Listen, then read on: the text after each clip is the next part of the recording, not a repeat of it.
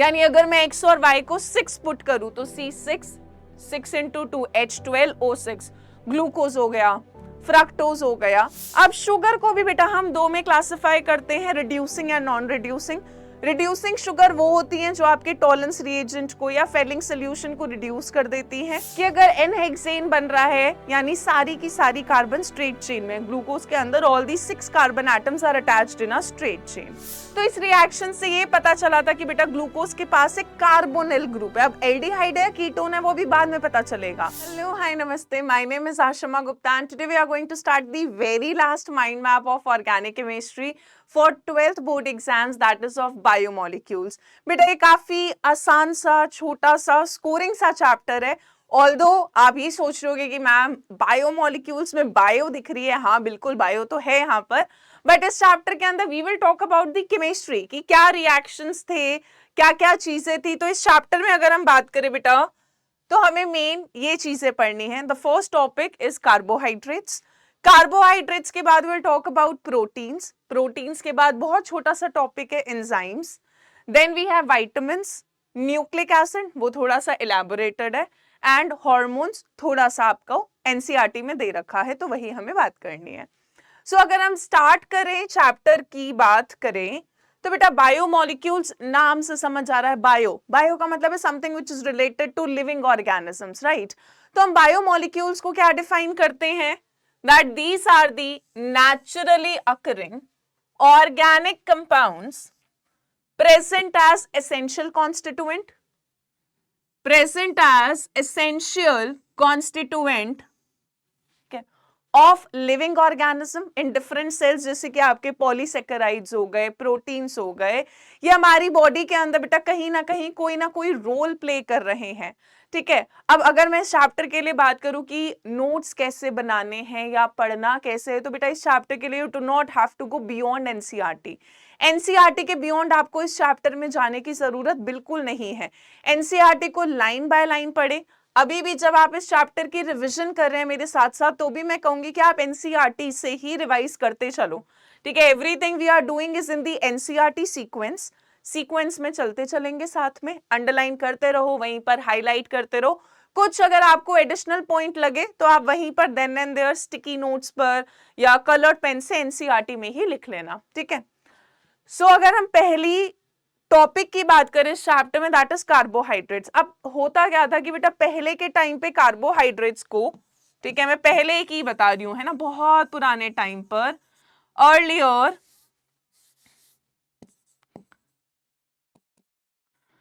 Carbohydrates को define करा गया था एज हाइड्रेट्स ऑफ कार्बन।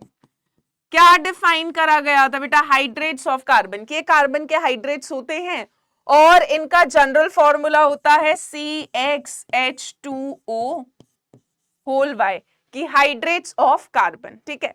अब कुछ कुछ कार्बोहाइड्रेट्स ये वाला जनरल फॉर्मूला सैटिस्फाई कर रहे थे, यानी अगर मैं x और y को 6 पुट करूं तो C6, 6 इंटू 2 H12O6 ग्लूकोज हो गया, फ्रक्टोज हो गया। तो कुछ मॉलिक्यूल्स बेटा ये जनरल फॉर्मूला सैटिस्फाई कर रहे थे, पर जरूरी नहीं थे जो भी ये जनरल फॉर्मूला सैटिस्फाई कर रहे हो वो सारे के सारे कार्बोहाइड्रेट हो।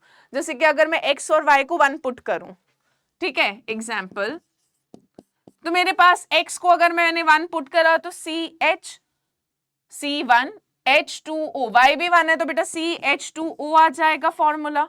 CH2O can also be written as HCHO, general formula तो यही है ना, CH2O। ये तो मीथेनॉल हो गया, फॉर्मेल्डिहाइड हो गया। अब यार ये कोई कार्बोहाइड्रेट थोड़ा ना है, ठीक है। एक और देखो, अगर हमने बेटा x और y को 2 पुट करा तो ये हो गया अपना C2, y को 2 पुट करा तो H4O2। This can be written as बेटा CH3COOH, है ना, C2H4O2, ये तो अपना एसिटिक एसिड हो गया। इथेनोइक एसिड हो गया, बेटा ये भी कोई कार्बोहाइड्रेट नहीं है। तो ये बोलना कि कार्बोहाइड्रेट्स हाइड्रेट्स ऑफ कार्बन है और सारे के सारे कार्बोहाइड्रेट्स ये जनरल फॉर्मूला सैटिस्फाई कर रहे होंगे, ऐसा सब में एप्लीकेबल नहीं हो रहा था। कार्बोहाइड्रेट्स कर रहे थे, but there were other molecules also जो ये फॉर्मूला जरूर सेटिस्फाई कर रहे थे पर सारे कार्बोहाइड्रेट्स नहीं थे। फिर कार्बोहाइड्रेट्स को क्या डिफाइन करा गया था? Carbohydrates were defined as optically active polyhydroxy aldehydes और कीटोन्स। ठीक है, ऑप्टिकली एक्टिव, एक तो ऑप्टिकली एक्टिव होंगे, पॉलीहाइड्रोक्सी यानी OH ग्रुप काफी ज्यादा होंगे, पॉलीहाइड्रोक्सी एल्डिहाइड्स यानी एल्डिहाइड्स होंगे, या फिर कीटोनिक फंक्शनल ग्रुप होंगे, या ऐसे कंपाउंड्स जो हाइड्रोलिसिस पे इस तरह की यूनिट्स दे, उनको हम कार्बोहाइड्रेट्स बुलाते हैं। ठीक है, फिर बेटा अगर हम कार्बोहाइड्रेट्स को क्लासिफाई करें तो हम कार्बोहाइड्रेट्स को ब्रॉडली 3 में क्लासिफाई करते हैं। तो वो 3 क्लासिफिकेशन क्या है हमारे पास?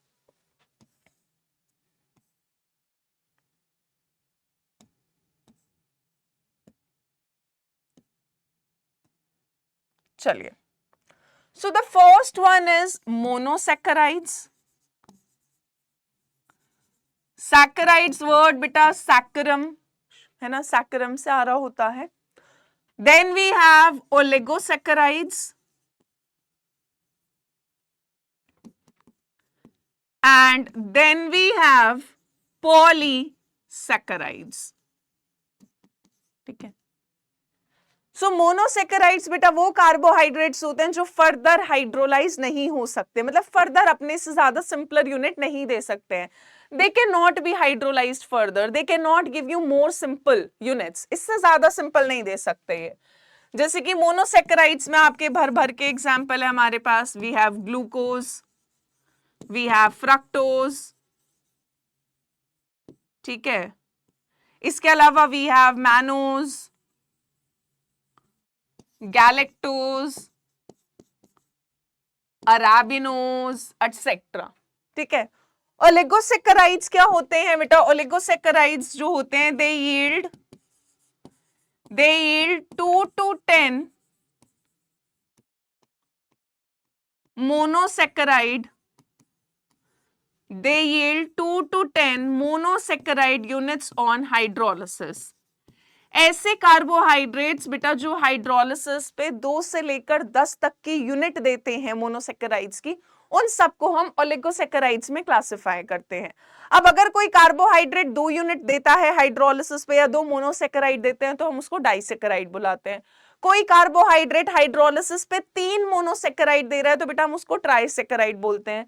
तो ओलिगोसेकेराइड्स को भी हम फर्दर क्लासिफाई कर सकते हैं, डाइसेकेराइड, ट्राइसेकेराइड, टेट्रासेकेराइड, पेंटासेकेराइड एंड सो ऑन। ठीक है, सो यहां पर आपका एग्जांपल आ जाता है जैसे कि सुक्रोज, आगे डिटेल में करेंगे, ये हाइड्रोलिसिस में हमें ग्लूकोज और फ्रक्टोज देता है।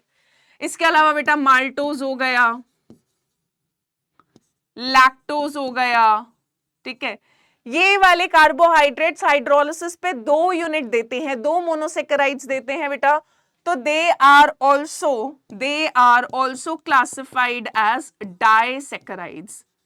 इनको हम क्या बुलाते हैं? डाइसेकेराइड्स। ठीक है, अब एक होता है बेटा आपका रैफिनोज। ठीक है, रैफिनोज बेटा हाइड्रोलिसिस पे 3 यूनिट देता है, एक ग्लूकोज की, एक फ्रक्टोज की, एक गैलेक्टोज की। तो क्योंकि 3 मोनोसेकेराइड्स देता है तो हम बोलते हैं भाई कि जो रैफिनोज होता है दैट इज अ ट्राइसेकेराइड। ये कैसा होता है बेटा? ट्राइसेकेराइड।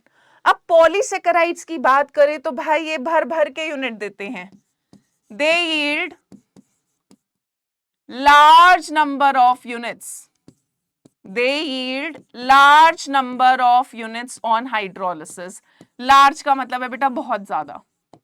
ठीक है, n number of units hydrolysis पे जो दे दे। पॉली का मतलब ये many। ठीक है, अगर हम बेटा पॉलीसेकेराइड्स के एग्जाम्पल करें तो यहां पे पहला कॉमन एग्जाम्पल हो गया आपका starch, then we have cellulose, then we have glycogen. तो ये आपके किस में आ जाते हैं बेटा? पॉलीसेकेराइड्स में। एग्जाम्पल ध्यान रखने हैं। तो कार्बोहाइड्रेट्स को हम ब्रॉडली 3 में क्लासिफाई करें, मोनोसेकेराइड्स जो फर्दर हाइड्रोलाइज नहीं हो सकते हैं, ओलिगोसेकेराइड्स जो हाइड्रोलिसिस में 2 से 10 यूनिट तक यील्ड करते हैं, पॉलीसेकेराइड्स जो 10 से बियॉन्ड आपको हाइड्रोलिसिस पर देते हैं। ठीक है, मेनी यूनिट्स। चलिए, नेक्स्ट अगर हम बात करें बेटा शुगर, शुगर नाम से ही समझ आ रहा है जो मोनोसेकेराइड्स होते हैं और ओलिगोसेकेराइड्स होते हैं, एक तो एक क्रिस्टलाइन होते हैं, वाटर सोल्यूबल होते हैं, टेस्ट में स्वीट होते हैं, स्वीट इन टेस्ट होते हैं, इसीलिए हम इनको शुगर बुलाते हैं। So they are collectively called as sugar. तो ध्यान रखिएगा जो मोनोसेकेराइड्स हैं और ओलिगोसेकेराइड्स हैं, ठीक है, द क्रिस्टलाइन सॉलिड्स, पानी में सल्यूबल, स्वीट एंड टेस्ट, इसीलिए इनको शुगर बुलाया जाता है। जैसे कि glucose monosaccharide, fructose monosaccharide, sucrose oligosaccharide में डाइसेकेराइड में आ जाता है। सो ये शुगर होती है। अब शुगर को भी बेटा हम दो में क्लासिफाई करते हैं, रिड्यूसिंग या नॉन रिड्यूसिंग। रिड्यूसिंग शुगर वो होती हैं जो आपके टॉलरेंस रिएजेंट को या फेलिंग सोल्यूशन को रिड्यूस कर देती हैं। नॉन रिड्यूसिंग जो नहीं कर पाती, नाम में मतलब छुपा हुआ है ना। So reducing which reduce Fehling's and Tollens reagent. Example में बेटा जितने भी मोनोसेकेराइड्स हैं वो सारे के सारे कैसे होते हैं, रिड्यूसिंग शुगर्स होते हैं, ठीक है। इसके अलावा रिड्यूसिंग शुगर में आपका माल्टोज भी आ जाता है, लैक्टोज भी आ जाता है, वो भी डिटेल में बात कर लेंगे। नॉन रिड्यूसिंग यानी वो carbohydrates which do not reduce Fehling's और Tollens reagent. Very common example is बेटा सुक्रोज। इस पे सवाल आता ही आता है कि सुक्रोज एक नॉन रिड्यूसिंग शुगर है, इसको ध्यान रखना है। बात क्लियर? चलिए, सो अगर हम पहले हमें मोनोसेकेराइड्स में बेटा डिटेल में दो की बात करनी है, ग्लूकोज एंड फ्रक्टोज की। सो फर्स्ट अगर हम बात करें ग्लूकोज की, तो ग्लूकोज का जनरल फॉर्मूला क्या होता है बेटा, C6H12O6। क्या होता है, C6H12O6। ये नेचर में फ्री स्टेट में भी मिलता है, कंबाइंड स्टेट में भी मिलता है। और ग्लूकोज जो होता है बेटा ये मीठे फ्रूट, स्वीट फ्रूट्स, हनी में, ठीक है, राइप ग्रेप्स, जब ग्रेप्स थोड़े सूख जाते हैं, पक जाते हैं, ठीक है,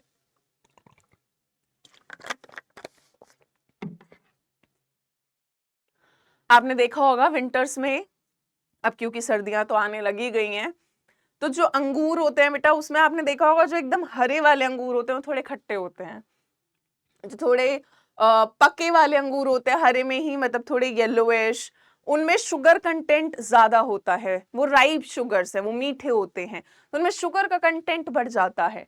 so ripe grapes also contain glucose in large amounts. अगर हम ग्लूकोज की प्रिपरेशन की बात करें तो बेटा ग्लूकोज को हम एक तो सुक्रोज से बना सकते हैं, तो सुक्रोज होता है C12H22O11। तो बेटा जब हम सुक्रोज की हाइड्रोलिसिस करते हैं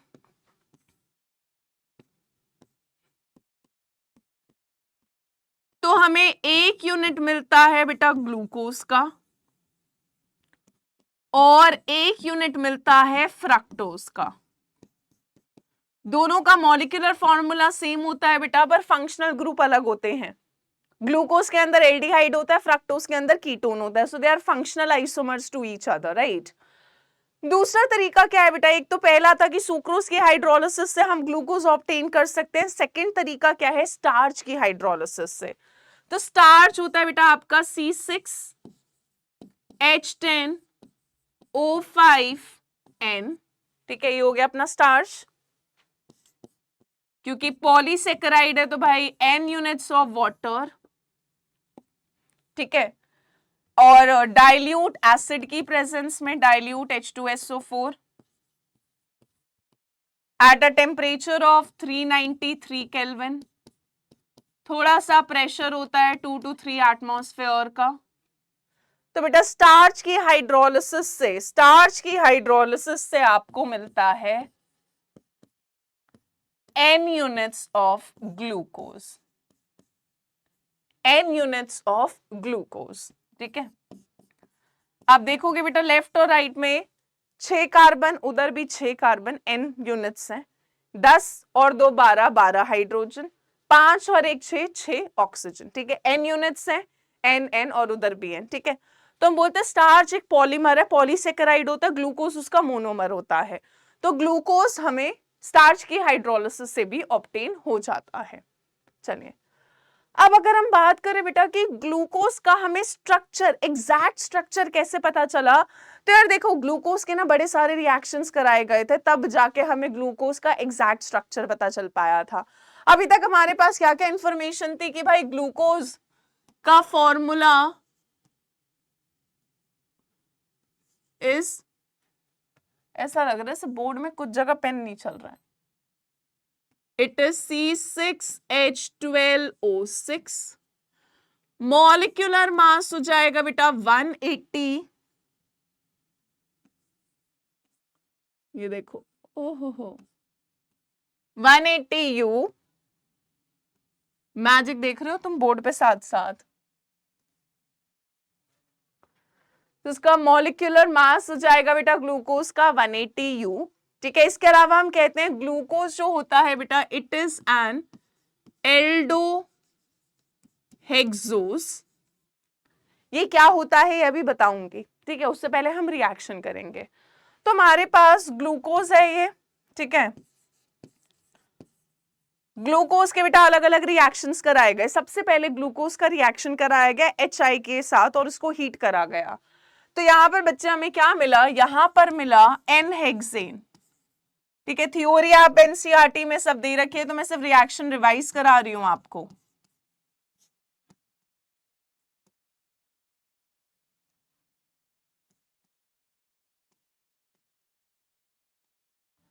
हमें क्या मिला बेटा, N-हेक्सेन।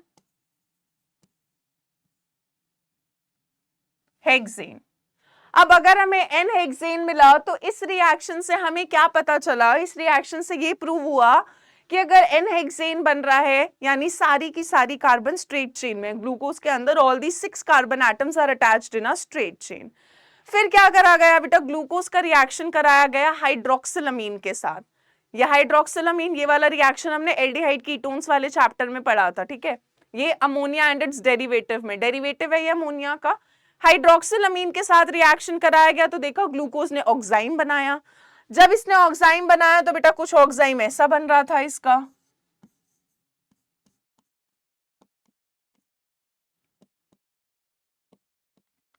तो अगर ग्लूकोज रिएक्ट करके ऑक्साइम बना पा रहा है, हाइड्रोक्सिलामीन के साथ रिएक्शन करके ऑक्साइम बना रहा है, तो कहीं ना कहीं ग्लूकोज के अंदर एक कार्बोनिल ग्रुप होगा, क्योंकि ये रिएक्शन तो होती थी भाई कार्बोनिल ग्रुप के साथ ही। तो इस रिएक्शन से ये पता चला था कि बेटा ग्लूकोज के पास एक कार्बोनिल ग्रुप है। अब एल्डिहाइड है कीटोन है वो भी बाद में पता चलेगा। कार्बोनिल ग्रुप की प्रेजेंस पता चली। कार्बोनिल ग्रुप की प्रेजेंस हमने एक और रिएक्शन से पता करी, HCN, है ना, ये भी हमने न्यूक्लियोफिलिक एडिशन में करा था HCN। तो बेटा यहां पर भी एडिशन रिएक्शन हुई और हमें कुछ ऐसा मिला, है ना, साइनोहाइड्रिन की फॉर्मेशन हुई। अब अगर बेटा यहां पर साइनोहाइड्रिन बन रहा है, अगेन इस रिएक्शन ने भी यही कंफर्म करा कि ग्लूकोज के पास एक कार्बोनिल ग्रुप है।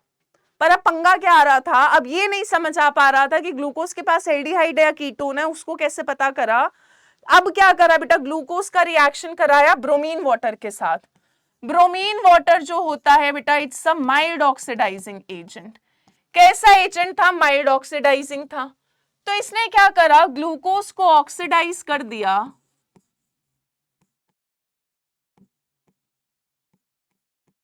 ग्लूकोज को ऑक्सीडाइज कर दिया बेटा इनटू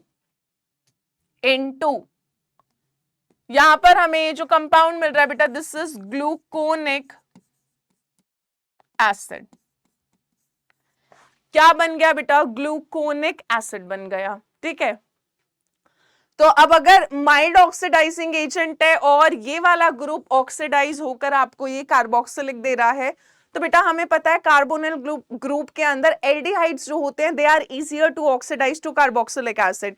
एल्डिहाइड आपके माइल्ड ऑक्सीडाइजिंग एजेंट के साथ भी ऑक्सीडाइज होकर कार्बोक्सिलिक दे देते थे, पर कीटोन अगर होता तो बेटा कीटोन माइल्ड ऑक्सीडाइजिंग के साथ ऑक्सीडाइज होकर आपको कार्बोक्सिलिक नहीं देता। कीटोन्स जो होते हैं वो बहुत विगरस कंडीशन में ऑक्सीडाइज होते हैं। ठीक है, तो इस रिएक्शन से हमें पता चल गया कि भाई ग्लूकोज के अंदर जो फंक्शनल ग्रुप है, कार्बोनिल ग्रुप है, वो किसका है बेटा, एल्डिहाइड का है, कीटोन नहीं था। फिर इसकी रिएक्शन कराई गई स्ट्रॉन्ग ऑक्सीडाइजिंग एजेंट के साथ। नाइट्रिक एसिड कैसा है बेटा? It's a strong oxidising agent. तो यहां पर फॉर्मेशन हुई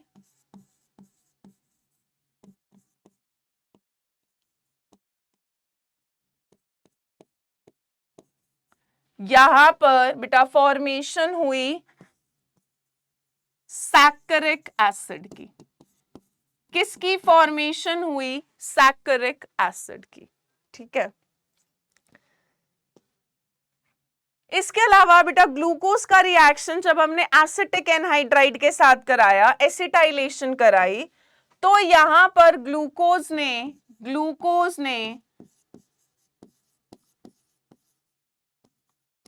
पेंटा एसिटेट बनाया। किसकी फॉर्मेशन हुई बेटा? पेंटा एसिटेट की। तो इस रिएक्शन से ये पता चला कि ग्लूकोज के पास 5 हाइड्रोक्सिल ग्रुप है, 4 ये रे, 5वां ये रहा।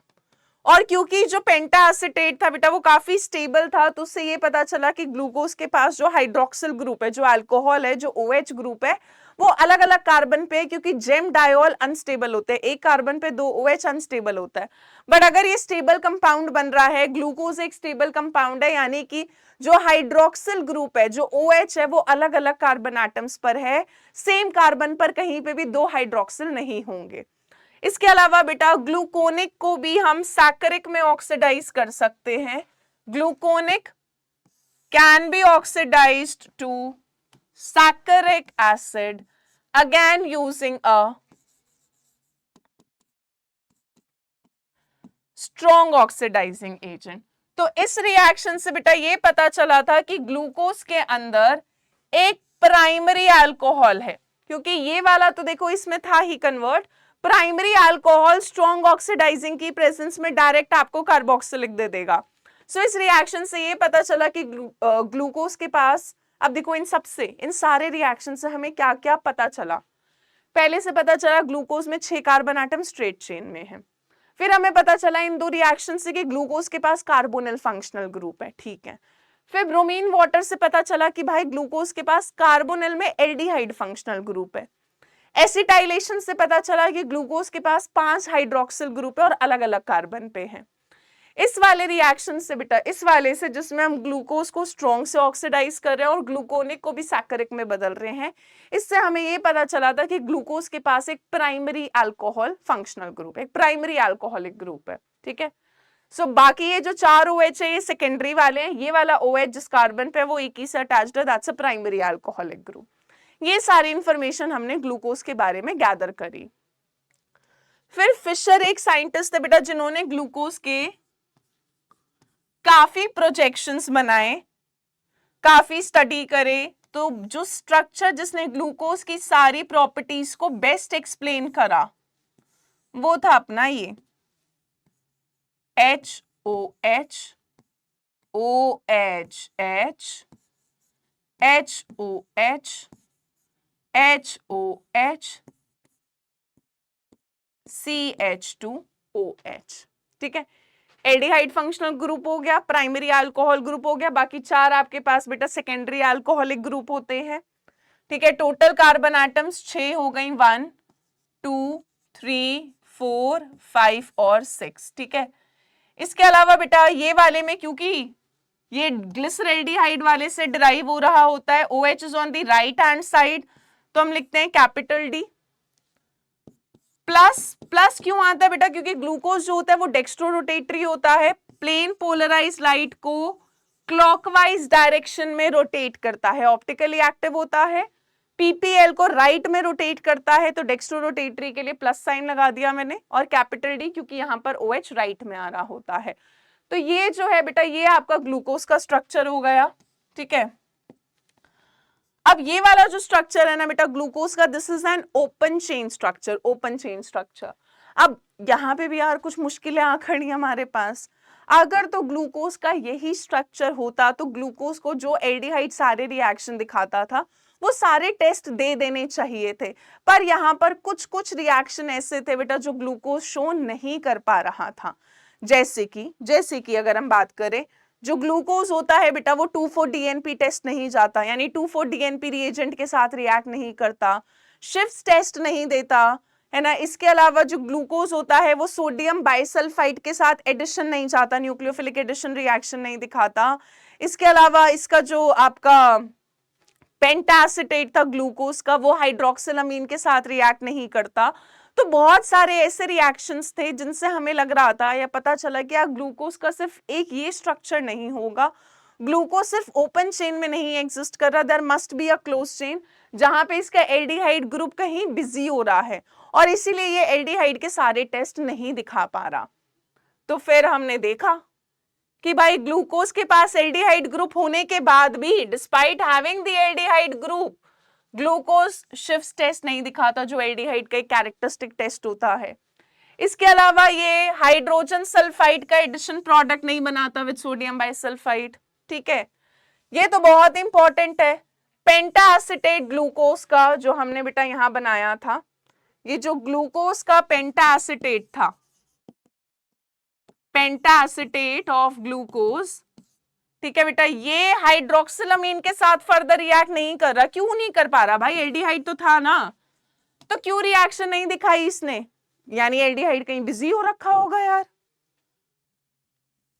So pentacetate of glucose does not react with hydroxylamine, जिससे हमें पता चला कि एल्डिहाइड ग्रुप फ्री नहीं है।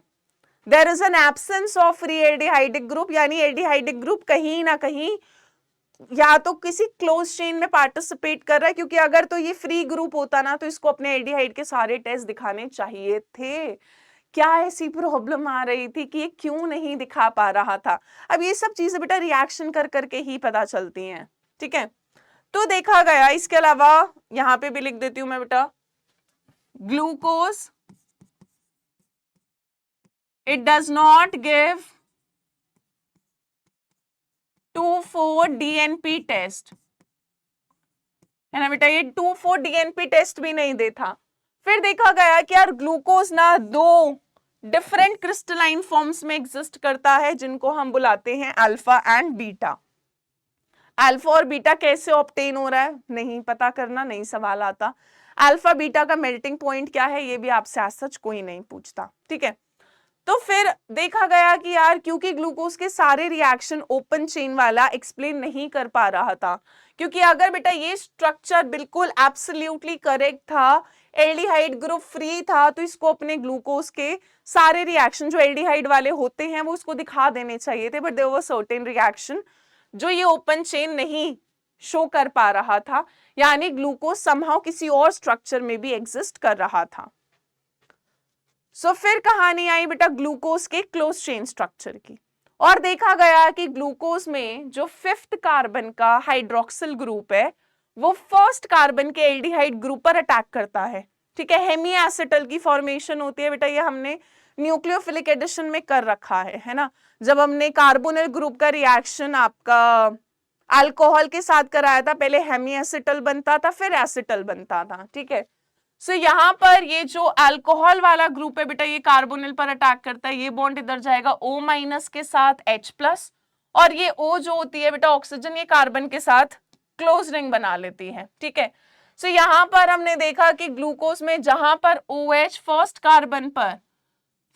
कार्बन पर बेटा अगर OH राइट पर आए तो अल्फा डी।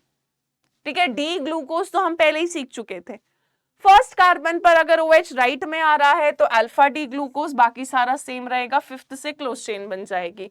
और अगर बेटा फर्स्ट कार्बन पर OH is coming on the left hand side then we call it as beta D glucose. ठीक है, ये दोनों ग्लूकोज के अल्फा और बीटा आपके क्लोज चेन स्ट्रक्चर है, और इन दोनों में बेटा क्योंकि फर्स्ट कार्बन पर ही कॉन्फ़िगरेशन में डिफर कर रहे हैं, ये दोनों आपस में क्या है, इनको हम बुलाते हैं बेटा एनोमर्स। क्या बुलाते हैं? एनोमर्स। ठीक है, अब ग्लूकोज के ये जो क्लोज चेन स्ट्रक्चर थे इन्हीं को हम एक और प्रोजेक्शन में दिखा सकते हैं। This is called as your Haworth structure. तो बेटा ग्लूकोज का जो क्लोज चेन स्ट्रक्चर हम रिंग में दिखाते हैं वो हम पायरान से डिराइव करते हैं, पायरान से, इसीलिए पायरेनोस की फॉर्म में लिखते हैं। ठीक है, सो बेटा यहां पर अगर आप देखोगे जो लेफ्ट में है ना वो ऊपर की साइड आता है, जैसे आप यहां पर देखोगे फर्स्ट कार्बन पर H लेफ्ट में है वो ऊपर आएगा, OH नीचे आएगा। सेकेंड कार्बन पर H लेफ्ट में है वो ऊपर आएगा, OH नीचे आएगा, तो जो लेफ्ट में है वो ऊपर आ रहा है, ठीक है। थर्ड कार्बन पे OH ऊपर आएगा, H नीचे आएगा। फोर्थ पर H ऊपर आएगा, OH नीचे आएगा। CH2H ऊपर आता है, H नीचे आता है। तो अल्फा डी ग्लूकोपाइरेनोज हो गया हैवर्थ में, ये वाला हो जाएगा बीटा डी ग्लूकोपाइरेनोज। और आप दोनों में देखोगे फर्स्ट कार्बन के अलोंग फर्क है, बाकी सारा सेम है।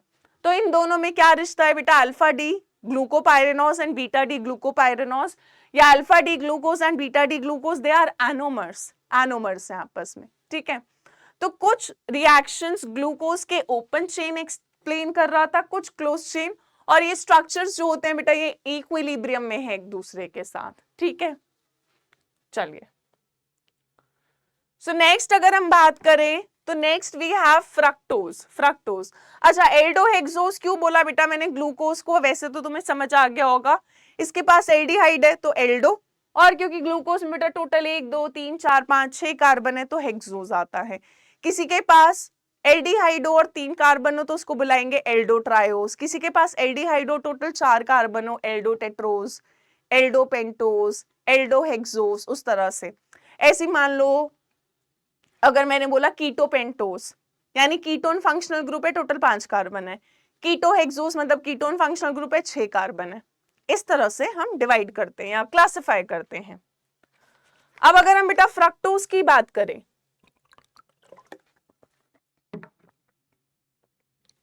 तो फ्रक्टोज एक इंपॉर्टेंट कीटोहेक्सोज है, राइट।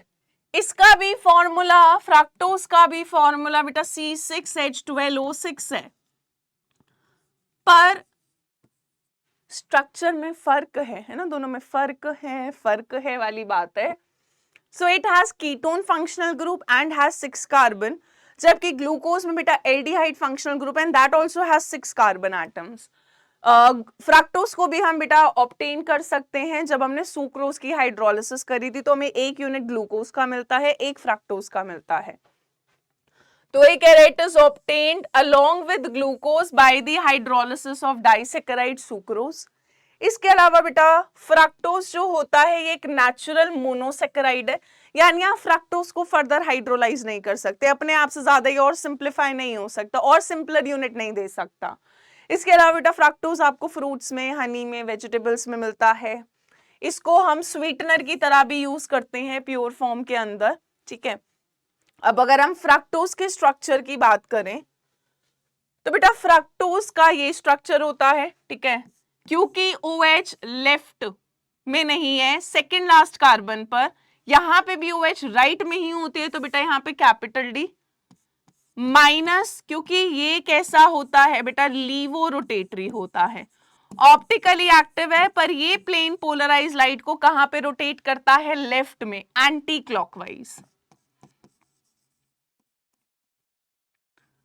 तो हम बोलते हैं फ्रक्टोज इज लीवो रोटेटरी, जबकि ग्लूकोज आपका डेक्स्ट्रो रोटेटरी होता है। अब फ्रक्टोज के साथ भी वही कहानी हो रही थी, this also exist in both open chain and close chain. तो बेटा यहां पर 5th कार्बन का जो OH होता है, first, second, third, fourth, fifth, sixth, 5th carbon का जो OH होता है वो सेकेंड कार्बन कीटोनिक वाले पर अटैक करता है। फिर से बेटा अगर आपका OH राइट पर आया तो अल्फा, अगर आपका OH लेफ्ट पर आया तो बीटा, ठीक है। अब क्योंकि फ्रक्टोज का जो स्ट्रक्चर होता है बेटा हैवर्थ प्रोजेक्शन में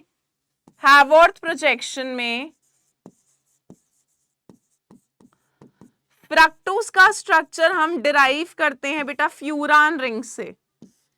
किससे डिराइव करते हैं, फ्यूरान रिंग से, इसीलिए फ्रक्टोज के केस में आ जाता है फ्यूरेनोज। ग्लूकोज में पायरान रिंग से डिराइव होता है, so we call it as pyranose की फॉर्म में। यहाँ पे बेटा फ्यूरान से डिराइव होता है तो फ्यूरेनोज की फॉर्म में आ जाता है, ठीक है।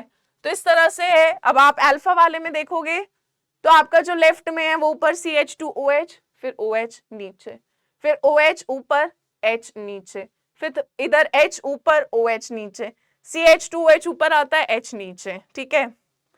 अब यहाँ पे भी आप देखोगे बेटा यहाँ पे फर्क है, यहाँ पे फर्क है, ठीक है, बाकी सारा सेम है।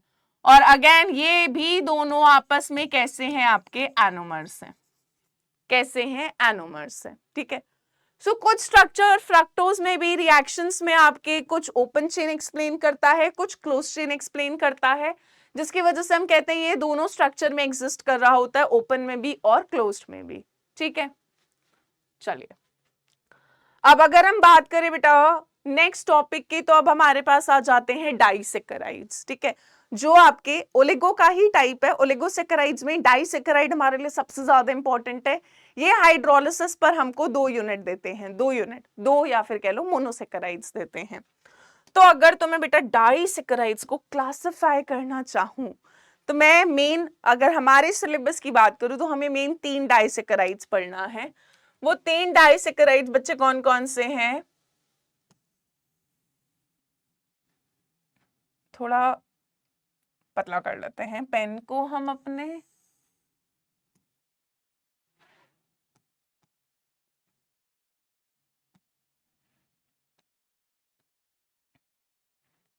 चलिए पहला है हमारे पास बेटा सुक्रोज, ठीक है। दूसरा है हमारे पास माल्टोज और तीसरा है बेटा हमारे पास लैक्टोज, ठीक है। तीनों का मॉलिक्यूलर फॉर्मूला सेम है, C12H22O11। तीनों का जनरल फॉर्मूला सेम है। अब बेटा अगर मैं यहां पर पॉइंट्स में बात करूं तो बेटा सुक्रोज का भी फॉर्मूला यही है, पॉइंट्स में लिखते चलते हैं ना, C12H22O11। इसका भी फॉर्मूला बेटा यही है, C12H22O11। लैक्टोज का भी फॉर्मूला है C12H22O11, ठीक है। सुक्रोज को हम बेटा एक और नाम से जानते हैं, it is called as your invert sugar. इसको एक और नाम से जाना जाता है invert sugar. Lactose is also known as your milk sugar, है ना। आप अगर मिल्क देखोगे तो मिल्क बेटा बिल्कुल फीका नहीं होता, मिल्क के अंदर हल्की सी स्वीटनेस होती है, that is because of the lactose, ठीक है। चलिए अब अगर हम बात करें बेटा किसके अंदर कौन कौन सा मोनोसेकेराइड जुड़ा होता है, कौन सी ग्लाइकोसिडिक लिंकेज होती है, तो अगर मैं सुक्रोज की बात करूं, if I talk about sucrose, तो सुक्रोज के अंदर बेटा यहां पर जो ग्लाइकोसिडिक लिंकेज होती है, ठीक है, मैं अब सबकी ग्लाइकोसिडिक लिंकेज लिख रही हूं, वही हमारे लिए इंपॉर्टेंट है, ठीक है। तो बेटा सुक्रोज के अंदर C1 of alpha D glucose, ठीक है, and C2 of beta D fructose, ठीक है। तो बेटा यहां पर जो ग्लाइकोसिडिक लिंकेज होती है, तो ग्लूकोज का C1 कार्बन एटम और फ्रक्टोज का C2 carbon atom glycosidic linkage में इन्वॉल्व होते हैं। ये मैं आपको फिगर से भी, डायग्राम से भी दिखा देती हूं। तो अगर आप यहां पर देखोगे, अभी सिर्फ सुक्रोज पे फोकस करना बेटा, अल्फा डी ग्लूकोज का C1 और बीटा डी फ्रक्टोज का बेटा C2, इनके बीच में ग्लाइकोसिडिक लिंकेज होती है। ग्लाइकोसिडिक लिंकेज में बेसिकली क्या होता है, वाटर का मॉलिक्यूल एलिमिनेट हो जाता है और ये लिंकेज, ये जो लिंकेज है, this is called as your glycosidic linkage हो जाती है, ठीक है। अब क्योंकि बेटा ग्लूकोज या फ्रक्टोज में कोई भी एल्डिहाइडिक या कीटोनिक ग्रुप फ्री नहीं होता, क्योंकि यहाँ पर एल्डिहाइडिक ग्रुप फर्स्ट कार्बन पे था, यहाँ पे कीटोनिक ग्रुप सेकंड कार्बन पे था, और दोनों के दोनों ग्लाइकोसिडिक लिंकेज में इन्वॉल्व होते हैं, ठीक है। सो यहाँ पर प्रॉब्लम ये आती है कि सुक्रोज जो होता है वो टॉलरेंस टेस्ट या फेलिंग्स टेस्ट नहीं दे पाता, जिसकी वजह से हम बोलते हैं बेटा very important, it is a very important point जो मैं अब लिखने वाली हूं, कि सुक्रोज कैसा होता है बेटा, it is an example of non reducing sugar. ये मैंने ऐसा पॉइंट लिखा है ना भाई, जिससे तुमको सवाल आता ही आता है, आता ही आता है, ठीक है। एक इससे, एक सुक्रोज इन्वर्ट शुगर क्यों कहलाता है, उसके ऊपर अभी आते हैं, ठीक है। नेक्स्ट अगर मैं बेटा माल्टोज की बात करूं, तो माल्टोज के अंदर ग्लाइकोसिडिक लिंकेज जो होती है वो होती है आपकी C1 of alpha D glucose and C4 of another alpha D glucose. ठीक है बेटा, माल्टोज के अंदर हाइड्रोलिसिस पे, या फिर अगर आपसे कोई पूछे सुक्रोज हाइड्रोलिसिस पे क्या देता है, सुक्रोज हाइड्रोलिसिस पे ग्लूकोज और फ्रक्टोज वापस दे देता है। माल्टोज हाइड्रोलिसिस पे आपको बेटा ग्लूकोज और ग्लूकोज ही देता है, 2 यूनिट ग्लूकोज की देता है।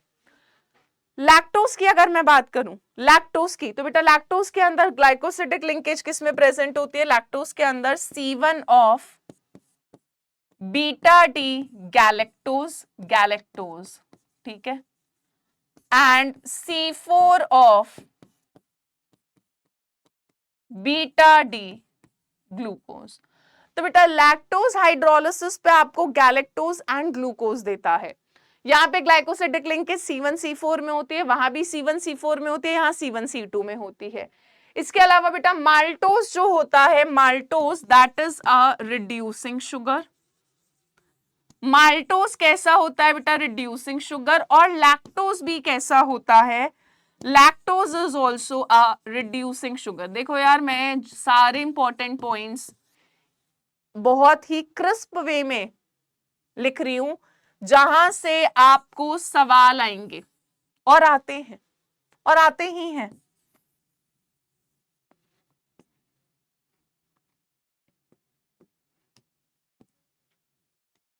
ठीक है, तो अब एक बार हम जरा माल्टोज और लैक्टोज का स्ट्रक्चर देख लेते हैं। तो आप माल्टोज में देखो बेटा, माल्टोज में दोनों अल्फा डी ग्लूकोज, एक का C1 दूसरे का C4, ग्लाइकोसिडिक लिंकेज में इन्वॉल्व हो रखा होता है। लैक्टोज में अगर आप देखोगे बेटा, बीटा डी ग्लूकोज, गैलेक्टोज का C1 कार्बन आटम और ग्लूकोज का C4 कार्बन आटम इन्वॉल्व होता है ग्लाइकोसिडिक लिंकेज में। ठीक है, ये दोनों रिड्यूसिंग शुगर होते हैं। सुक्रोज एक नॉन रिड्यूसिंग शुगर होता है, ये याद रखना। सुक्रोज हाइड्रोलिसिस पे ग्लूकोज और फ्रक्टोज देता है, माल्टोज हाइड्रोलिसिस पे ग्लूकोज और ग्लूकोज देता है, लैक्टोज हाइड्रोलिसिस पे गैलेक्टोज और ग्लूकोज देता है। यूनिट्स याद रखनी है कौन हाइड्रोलिसिस पर क्या देता है। ठीक है, अब बेटा अगर हम बात करें ना यार कि सुक्रोज को इनवर्ट शुगर क्यों बोला जाता है, तो ये बहुत आसान सी बात थी, एक छोटी सी कहानी है, यहीं पर समझना।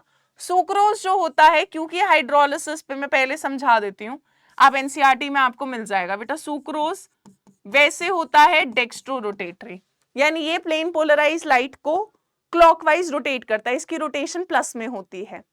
पर जब ये हाइड्रोलिसिस जाता है तो ये देता है ग्लूकोज और साथ में देता है बेटा फ्रक्टोज।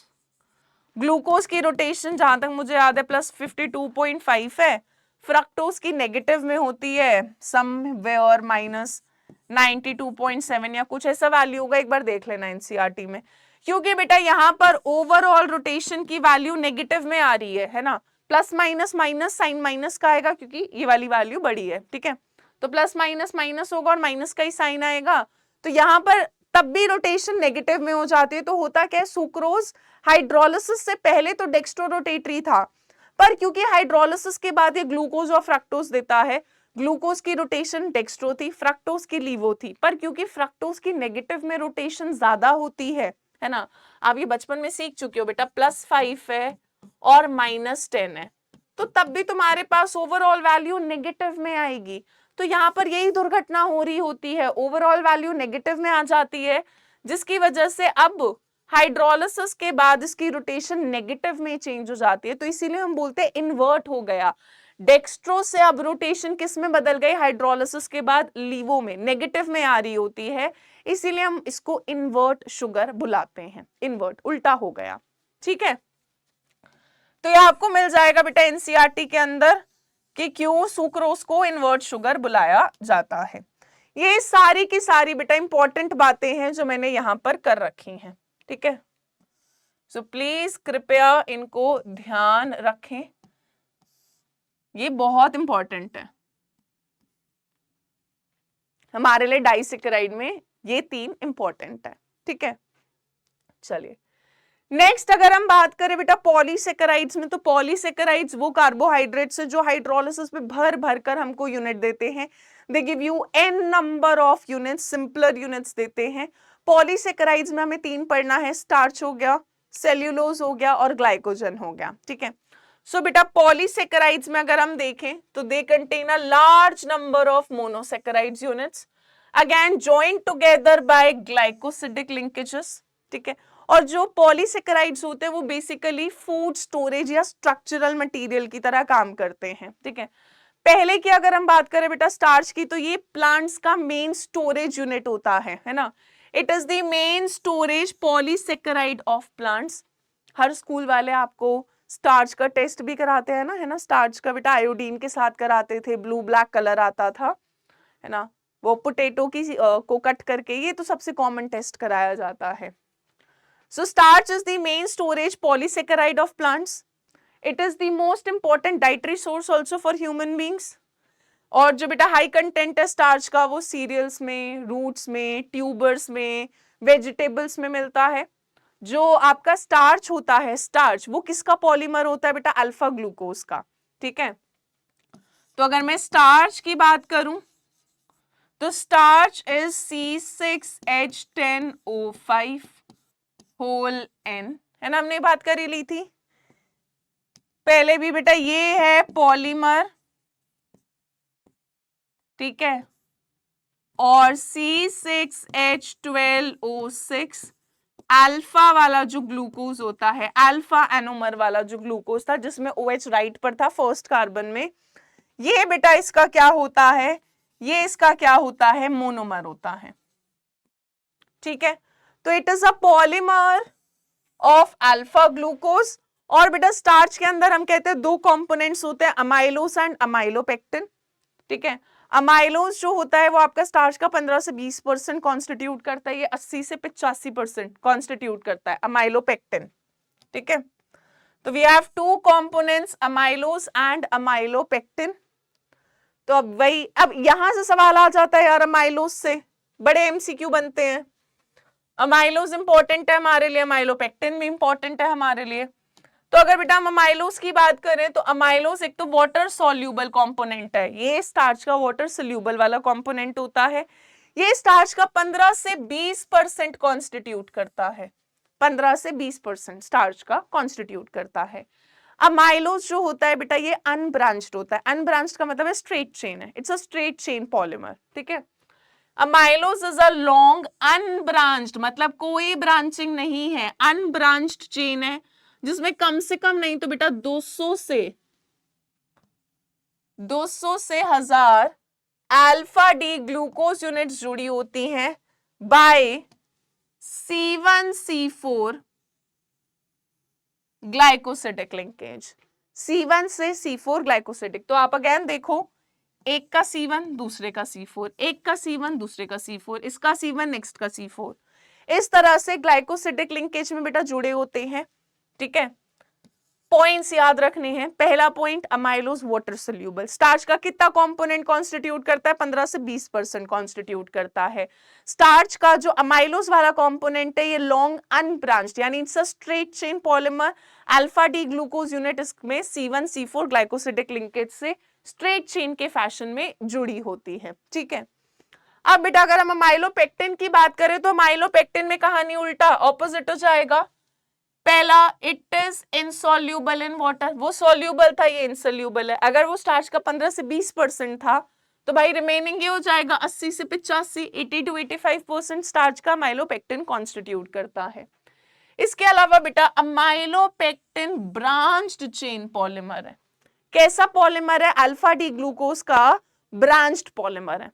तो जो अमाइलोज होता है वो स्ट्रेट चेन पॉलीमर है, ये ब्रांच चेन पॉलीमर है। ये फर्क ध्यान रखने हैं सारे के सारे ऑफ अल्फा डी ग्लूकोज, ठीक है। तो बेटा यहां पर क्या होता है, जो ग्लूकोज है वो आपस में C1C4 से स्ट्रेट चेन में जुड़ रहे होते हैं पर ब्रांचिंग भी हो रही होती है, ठीक है। तो आपने जब ऑर्गेनिक में कभी देखा ही है बेटा, ये अगर मेन चेन है फिर कहीं ब्रांचिंग हो रही होती है, तो जो स्ट्रेट चेन वाले अगर आप ग्लूकोज देखोगे वो C1C4 से जुड़े होते हैं, ठीक है। पर जो ब्रांचिंग होती है बेटा, ब्रांचिंग कौन से पर अकर करती है? C1 और C6 पर, C1 और C6 पर। तो ब्रांचिंग, अब देखो ये ब्रांचिंग आ गई है, तो ब्रांचिंग C1 और C6 की ग्लाइकोसिडिक लिंकेज से आती है अमाइलोपेक्टिन के अंदर। और जो आपके स्ट्रेट चेन वाले ग्लूकोज होते हैं वो तो अगेन आपके C1 C4 से ही जुड़े होते हैं, ठीक है। ये सारी बातें बेटा ध्यान रखनी है अमाइलोज और अमाइलोपेक्टिन के बारे में। चलिए नेक्स्ट अगर हम बात करें सेल्यूलोज की, तो सेल्यूलोज जो होता है ये बहुत कॉमन कॉन्स्टिट्यूएंट है आपका प्लांट्स की सेल वॉल का, है ना। जो आपके प्लांट्स की सेल वॉल है वो आपकी सेल्यूलोज से बनी होती है। सेल्यूलोज अगेन, अब देखो अमाइलोज स्ट्रेट चेन पॉलीमर था, ठीक है।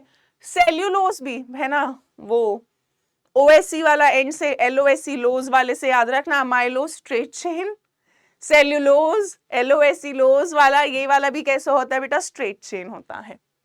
It is a straight chain polysaccharide. अब यहां पर बेटा ध्यान वाली जो देने वाली बात है, जो सेल्यूलोज होता है बेटा इसके अंदर जो ग्लूकोज होता है वो बीटा डी वाला होता है, बीटा एनोमर वाला होता है, जबकि आपका स्टार्च के अंदर जो ग्लूकोज था बेटा वो अल्फा वाला है, अल्फा वाला है। देखो ये थोड़ी बातें हैं जो आपको ध्यान रखनी है, this you have to remember. इसमें मैं अगर कुछ मदद कर सकती तो कर पाती, है ना, पर याद तो देखो तुम्ही को रखना है। तो जो भी मैं आपको मेन पॉइंट्स बता रही हूँ आप चाहो तो उनको क्रिस्प वे में लिखते जाओ, एनसीईआरटी में उनको हाईलाइट कर लो कि जब भी आप पढ़ो एनसीईआरटी तो आपको मेन पॉइंट्स हाईलाइटेड दिख जाए। इसके अलावा बेटा यहाँ पे भी क्योंकि स्ट्रेट चेन है, यहाँ पे भी ग्लाइकोसिडिक लिंकेज ग्लूकोज ग्लूकोज में C1 C4 में ही हो रही होती है। ये मत सोचना कि बेटा ये ब्रांचिंग है, स्ट्रेट चेन ही है। स्ट्रेट चेन अब मैं कार्बन कार्बन की ऐसे दिखाऊं, कार्बन कार्बन की ऐसे दिखा दूं, उसका मतलब ये नहीं है कि ब्रांचिंग हो गई है, ये स्ट्रेट चेन ही तो है अभी भी, ठीक है।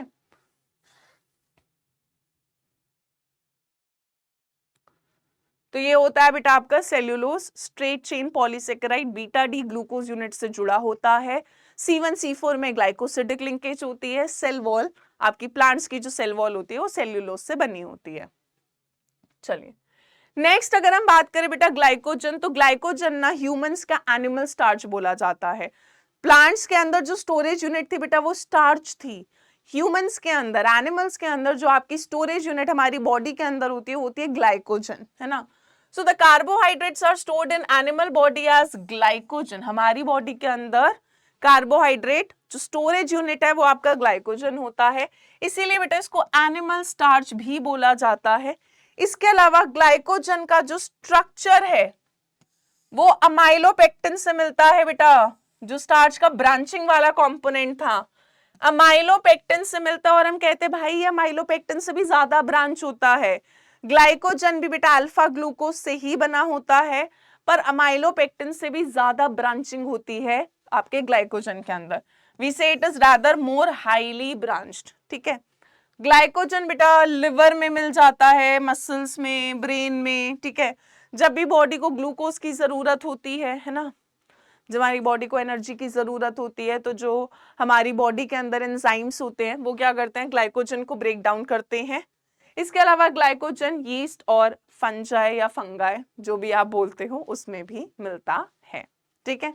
सो पॉलीसेकेराइड्स में वी टॉक्ड अबाउट 3। आपका स्टार्च हो गया, स्टार्च ही इंपॉर्टेंट है, उसमें माइलोज और माइलोपेक्टिन से काफी सवाल आता है। फिर सेल्यूलोज हो गया, फिर ग्लाइकोजन हो गया, ठीक है। चलिए नेक्स्ट अगर हम बात करें बेटा प्रोटीन्स की, तो अब ये हमारा सेकंड बायोमोलिक्यूल आ जाता है प्रोटीन्स। पहला था कार्बोहाइड्रेट, सेकंड इज प्रोटीन। तो बेटा जो प्रोटीन वर्ड है ना वो डिराइव हो रखा है प्रोटियोस से। प्रोटियोस का मतलब होता है प्राइमरी या प्राइम इंपॉर्टेंस। अब आप देखते होगे बेटा जो प्रोटीन्स होते हैं वो हमारी बॉडी के मेंटेनेंस के लिए, बॉडी की ग्रोथ के लिए बहुत इंपॉर्टेंट होते हैं, है ना। और प्रोटीन्स आपको दालों के अंदर हो गया, पल्सेस में मिलता है, आपको एग में मिलता है, आपका जो मीट हो गया उसमें मिलता है। These are the common sources of proteins, ठीक है। थोड़ा बहुत आपका मिल्क हो गया या जो यही वाले जो आपके डेयरी प्रोडक्ट्स होते हैं, मिल्क हो गया, पनीर हो गया, इन सब में भी मिलता है, सोयाबीन वगैरह इन सब में, ठीक है। जितने भी प्रोटीन्स है बेटा, जितने भी प्रोटीन्स होते हैं they are polymer of alpha amino acids. तो हम कहते हैं प्रोटीन्स पॉलीमर है, इसका मोनोमर अमीनो एसिड है ना। जैसे स्टार्च पॉलीमर था, ग्लूकोज मोनोमर था। अगेन सेल्यूलोज पॉलीमर था, ग्लूकोज मोनोमर था, पर सेल्यूलोज में जो मोनोमर था वो बीटा वाला ग्लूकोज था। ऐसे ग्लाइकोजन पॉलीमर था, ग्लूकोज उसका मोनोमर था। सिमिलरली अगर मैं यहाँ पे बात करूं बेटा, प्रोटीन पॉलीमर है, इसका जो मोनोमर होता है वो कौन होता है? अल्फा अमीनो एसिड्स होते हैं। ठीक है, अब अमीनो एसिड में अगर आप नाम में ही देखो यार, दो फंक्शनल ग्रुप छुपे हैं बेटा। अब हम सब कुछ पढ़ चुके हैं पुराने चैप्टर्स में। वी हैव अमीनो, अमीन वाले से आ रहा होगा, we have acid, carboxylic acid से आ रहा होगा। तो हम कहते हैं कि जो अमीनो एसिड्स होते हैं they contain both the functional groups, they have NH2, they have COOH। ठीक है, सो अगर हम जनरल रिप्रेजेंटेशन करें तो बेटा ये हो गया CHR COOH NH2। ठीक है बेटा, कार्बोक्सिलिक एसिड फंक्शनल ग्रुप के नेक्स्ट वाली कार्बन अल्फा, अल्फा पर अमीनो, इसीलिए हम बुलाते हैं इनको अल्फा अमीनो एसिड्स। ठीक है, तो only alpha amino acids are obtained on hydrolysis of protein. जब प्रोटीन की हाइड्रोलिसिस होती है तो बेटा हमको अल्फा अमीनो एसिड्स मिलते हैं। यहां पर क्योंकि अमीनो भी प्रेजेंट है और कार्बोक्सिलिक भी प्रेजेंट है, इसीलिए इनका नाम हुआ अमीनो एसिड्स। ठीक है, both the groups acidic and basic both are present है। अब अगर मैं बात करूं यार अमीनो एसिड्स का क्लासिफिकेशन, वेरी इंपॉर्टेंट। तो बेटा अमीनो एसिड्स को हम दो तरीके से क्लासिफाई करते हैं। पहला तरीका क्या है कि यार मेरे अमीनो एसिड के अंदर अब ये जो R ग्रुप है बेटा, ये हाइड्रोजन भी हो सकता है। हाइड्रोजन होता है तो हम बोलते हैं अमीनो एसिड इज ग्लाइसिन, जो ऑप्टिकली इनएक्टिव होता है। ठीक है, R आपका कोई अल्काइल ग्रुप हो सकता है, कोई अराइल ग्रुप हो सकता है। तो अब इस R में क्या क्या चीजें प्रेजेंट है, इस बेसिस पर है ना, पूरे अमीनो एसिड के अंदर अमीन ग्रुप और कार्बोक्सिलिक कितने ग्रुप होते हैं। So amino acids are classified as acidic, basic और न्यूट्रल डिपेंडिंग अपॉन, अगर तो बेटा if number of amino group is equal to number of carboxyl group, है ना, यानी कार्बोक्सिलिक एसिड और अमीनो ग्रुप दोनों नंबर में बराबर है, यानी एक NH2 है, एक COOH है, तो हम बोलते हैं बेटा हमारा अमीनो एसिड कैसा होता है, then we classify it as neutral amino acid. ठीक है, एग्जाम्पल में आ जाता है हमारे पास, न्यूट्रल में काफी सारे हैं, ग्लाइसिन, ठीक है, वैलिन, एलानिन, आइसोल्यूसिन। ठीक है, ये सारे आपके किस में आ गए? न्यूट्रल में, जहां अमीनो और कार्बोक्सिलिक दोनों बराबर हैं। अब अगर हम बात करें बेटा if number of amino group, अब हमने पिछले चैप्टर में पढ़ा था जो अमीन्स होते हैं they are basic in nature. अगर अमीनो ग्रुप ज्यादा है बेटा और कार्बोक्सिलिक एसिड वाला ग्रुप कम है अमीनो एसिड के अंदर नंबर में, ठीक है, तो उस केस में आपका अमीनो एसिड का नेचर कैसा हो जाएगा बेटा? Then it is going to be a basic amino acid, क्योंकि मेरे पास बेसिक वाला ग्रुप नंबर ज्यादा है ना। मान लो किसी अमीनो एसिड के अंदर अमीनो ग्रुप 2 है पर कार्बोक्सिलिक एसिड का ग्रुप एक ही है, तो बेटा ओवरऑल अमीनो एसिड कैसा हो जाएगा? बेसिक हो जाएगा, बेसिक हो जाएगा। जैसे कि एग्जाम्पल में आ जाएगा आपका लाइसीन, है ना, आर्जिनिन, ये कैसे हो जाते हैं बेटा? आपके बेसिक अमीनो एसिड। ठीक है,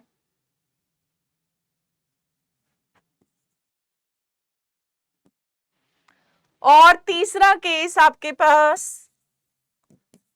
एक और पॉसिबिलिटी है भाई, अगर अमीनो ग्रुप कम हो और बेटा कार्बोक्सिल ग्रुप ज्यादा हो, if number of carboxyl group is more, यानी कार्बोक्सिलिक एसिड के ग्रुप ज्यादा है, अमीनो ग्रुप कम है, तो बेटा उस केस में आपका अमीनो एसिड का नेचर कैसा हो जाएगा?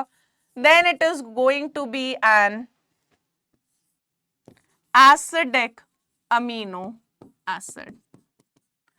कैसा हो जाएगा बेटा उस केस में? Acidic amino acid. Very common example यार, very common example is aspartic acid, ठीक है, ग्लूटामिक एसिड। तो एक क्लासिफिकेशन बेटा आपका ये होता है अमीनो एसिड्स का, नंबर ऑफ अमीनो और कार्बोक्सिलिक एसिड के ग्रुप के नंबर के बेसिस पे we classify in 3, neutral, basic, acidic. एक और क्लासिफिकेशन होता है बेटा कि अमीनो एसिड बॉडी के अंदर सिंथेसाइज हो पा रहे हैं या नहीं हो पा रहे हैं। जो हमारी बॉडी सिंथेसाइज कर पाती है, यानी मुझे उसको डाइट से लेने की जरूरत नहीं है, my body is capable enough, उनको हम बुलाते हैं नॉन एसेंशियल, है ना, क्योंकि वो एसेंशियल नहीं है, मेरी बॉडी उसको सिंथेसाइज कर पा रही है ना। हमें इंपॉर्टेंस उसी चीज की होती है, कदर उसी चीज की होती है जो मिलता नहीं है ना। ये तो दुनिया की रीत है। और एसेंशियल वो हो गया जो मेरी बॉडी सिंथेसाइज नहीं कर पा रही, यानी वो मेरी बॉडी के लिए एसेंशियल है पर मेरी बॉडी प्रोड्यूस नहीं कर पा रही, सिंथेसाइज नहीं कर पा रही, यानी उसको मुझे डाइटरी सोर्स के थ्रू कंप्लीट करना पड़ेगा। I have to take them from diet, तो उसको बुलाते हैं बेटा एसेंशियल, है ना। जो मेरी बॉडी नहीं सिंथेसाइज कर पा रही उसकी मुझे कदर है, वो एसेंशियल है। जो मेरी बॉडी सिंथेसाइज कर पा रही है उसकी कदर नहीं है, वो नॉन एसेंशियल है। ऐसे याद रखोगे तो याद रहेगा। तो बेटा हम एसेंशियल और नॉन एसेंशियल की बात करें तो यही है, the amino acids which can be synthesized in the body, they are called as your non-essential amino acids, ठीक है, non-essential amino acids, जैसे कि ग्लाइसिन, एलानिन, ग्लूटामिन, ठीक है। और ये याद रखिएगा बेटा ग्लाइसिन जो होता है इकलौता अमीनो एसिड है जो कैसा होता है, ऑप्टिकली इनएक्टिव। इकलौता अमीनो एसिड है, सारे अमीनो एसिड ऑप्टिकली एक्टिव होते हैं सिर्फ इसको छोड़ के, ये ऑप्टिकली इनएक्टिव होता है, ठीक है।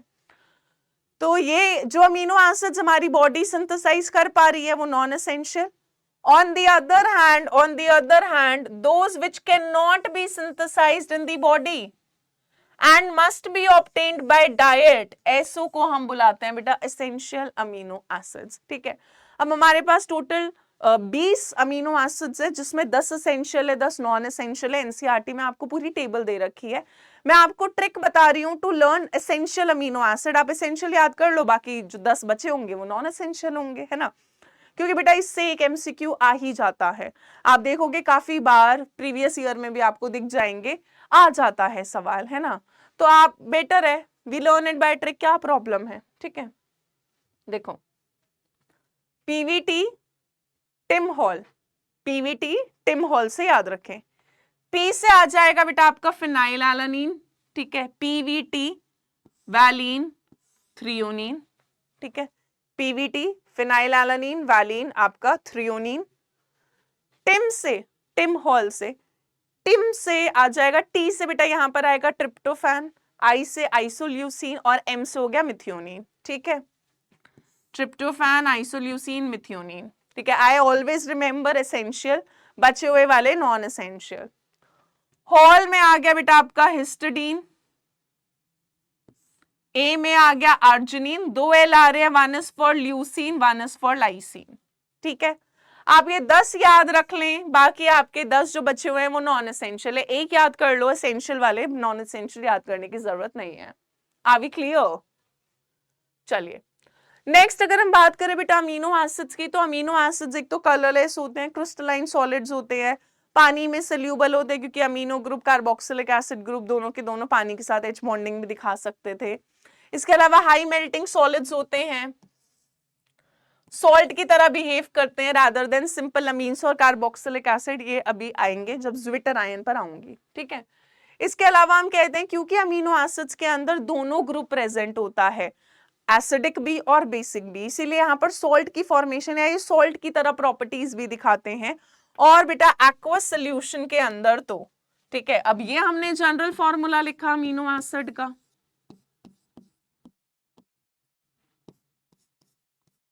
ठीक है। एक्वस सोल्यूशन में अब बेटा एसिड वो जो H+ लूज कर दे, कार्बोक्सिलिक एसिड H+ लूज कर सकते हैं, अमीन जो होते हैं वो H+ गेन कर सकते हैं। तो यहां पर इसका H प्लस गया तो यहाँ पर COO माइनस आ जाएगा। इसने इसका H प्लस है ना बेटा, ये वाला H प्लस इसने इसको डोनेट कर दिया, तो यहां पर आ जाएगा NH3 प्लस, NH3 प्लस। इसको बुलाते हैं बेटा, this is called as your zwitterion. क्या बुलाते हैं बेटा? Zwitterion. ठीक है। सो aqueous solution में the carboxyl can lose a proton, carboxyl proton lose करता है, अमीनो प्रोटॉन गेन करता है, giving rise to a dipolar ion. Dipolar का मतलब बेटा दो पोल्स हो गए, एक पॉजिटिव का एक नेगेटिव का। It gives rise to a dipolar ion जिसको हम ज्विटर आयन बुलाते हैं। ये ओवरऑल न्यूट्रल है बच्चे, है ना, पॉजिटिव और नेगेटिव ओवरऑल तो कंपाउंड न्यूट्रल होगा, मॉलिक्यूल न्यूट्रल होगा, आपने बचपन में पढ़ा है। NaCl में बेटा Na प्लस होता है, Cl माइनस होता है, पर ओवरऑल NaCl न्यूट्रल होता है, कंपाउंड पे कोई चार्ज नहीं है ओवरऑल। ठीक है। सो यहां पर हम बोलते हैं कि this is neutral but contains both positive and negative charges. ठीक है। डाइपोलर आयन है, ज्विटर आयन की फॉर्म में एक्वस सॉल्यूशन में एग्जिस्ट करते हैं।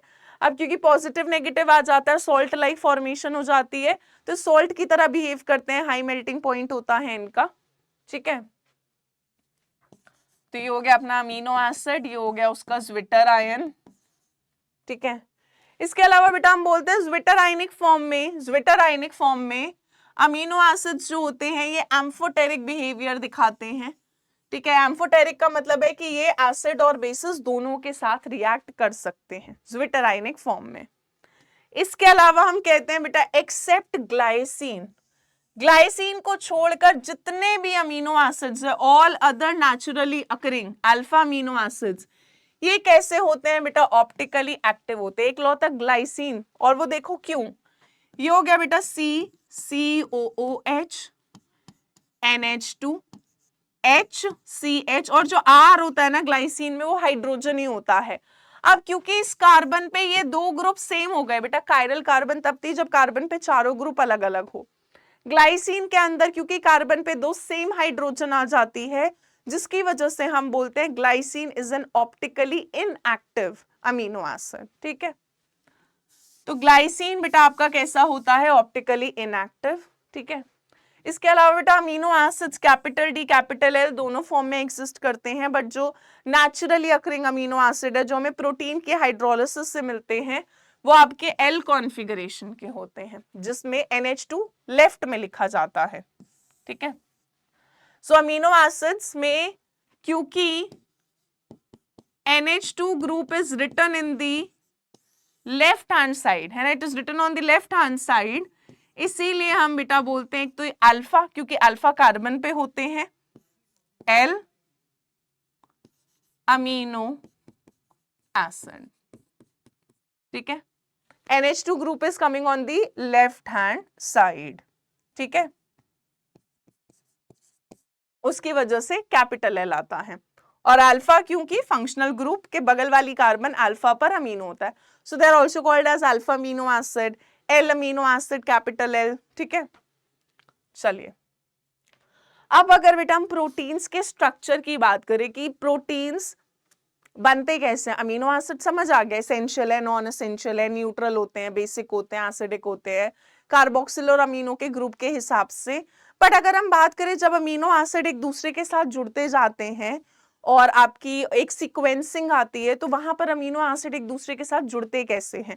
अब हमें कार्बोहाइड्रेट्स में समझ आया कि जब मोनोसेकेराइड्स एक दूसरे के साथ जुड़ रहे थे, है ना, जैसे सुक्रोज था, माल्टोज था, लैक्टोज था, या पॉलीसेकेराइड्स से, तो उनमें बेटा ग्लाइकोसिडिक लिंकेज थी। यहां पर होती है पेप्टाइड लिंकेज। कौन सी होती है? पेप्टाइड लिंकेज, जिसको अगर आप देखें अभी, ठीक है, तो हम ले रहे हैं बेटा दो amino acid, I am taking glycine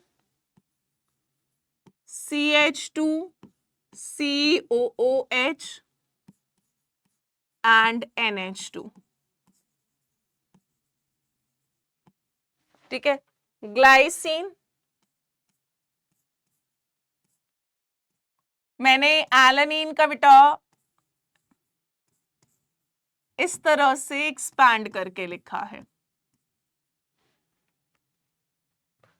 ये दोनों कंबाइन करें,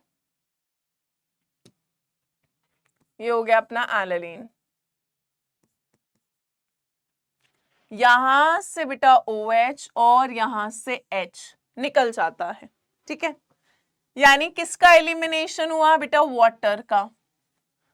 जब वाटर एलिमिनेट हुआ तो मुझे वहां पे क्या मिलेगा बेटा? NH2, ऐसे लिख देते हैं, CH2, C double bond O, है ना, NH2 CH2 C double bond O। यहां से क्या आ गया बेटा अब आपके पास? NH CH CH3 COOH, ठीक है। ये बन गया बेटा आपका एक डाईपेप्टाइड। क्या बन गया बच्चे? डाईपेप्टाइड। और इसमें पेप्टाइड लिंकेज ये रही आपकी। इस लिंकेज को क्या बुलाते हैं बेटा? This linkage is called as your peptide linkage.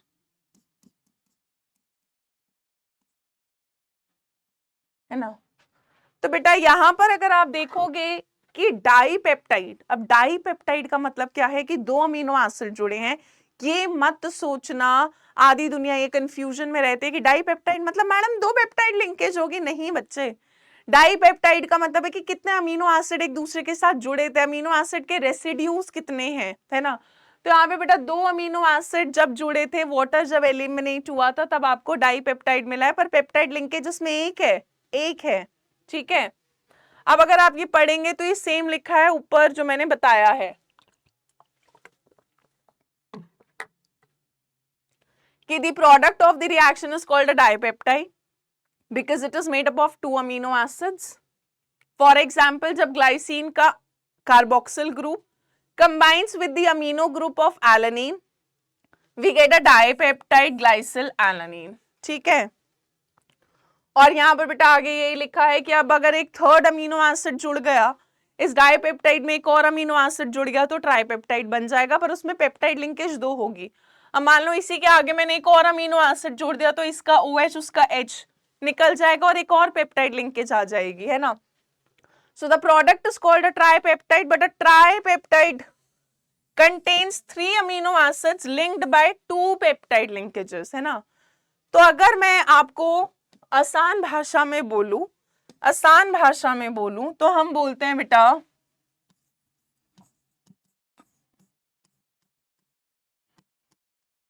number of peptide linkages is equal to number of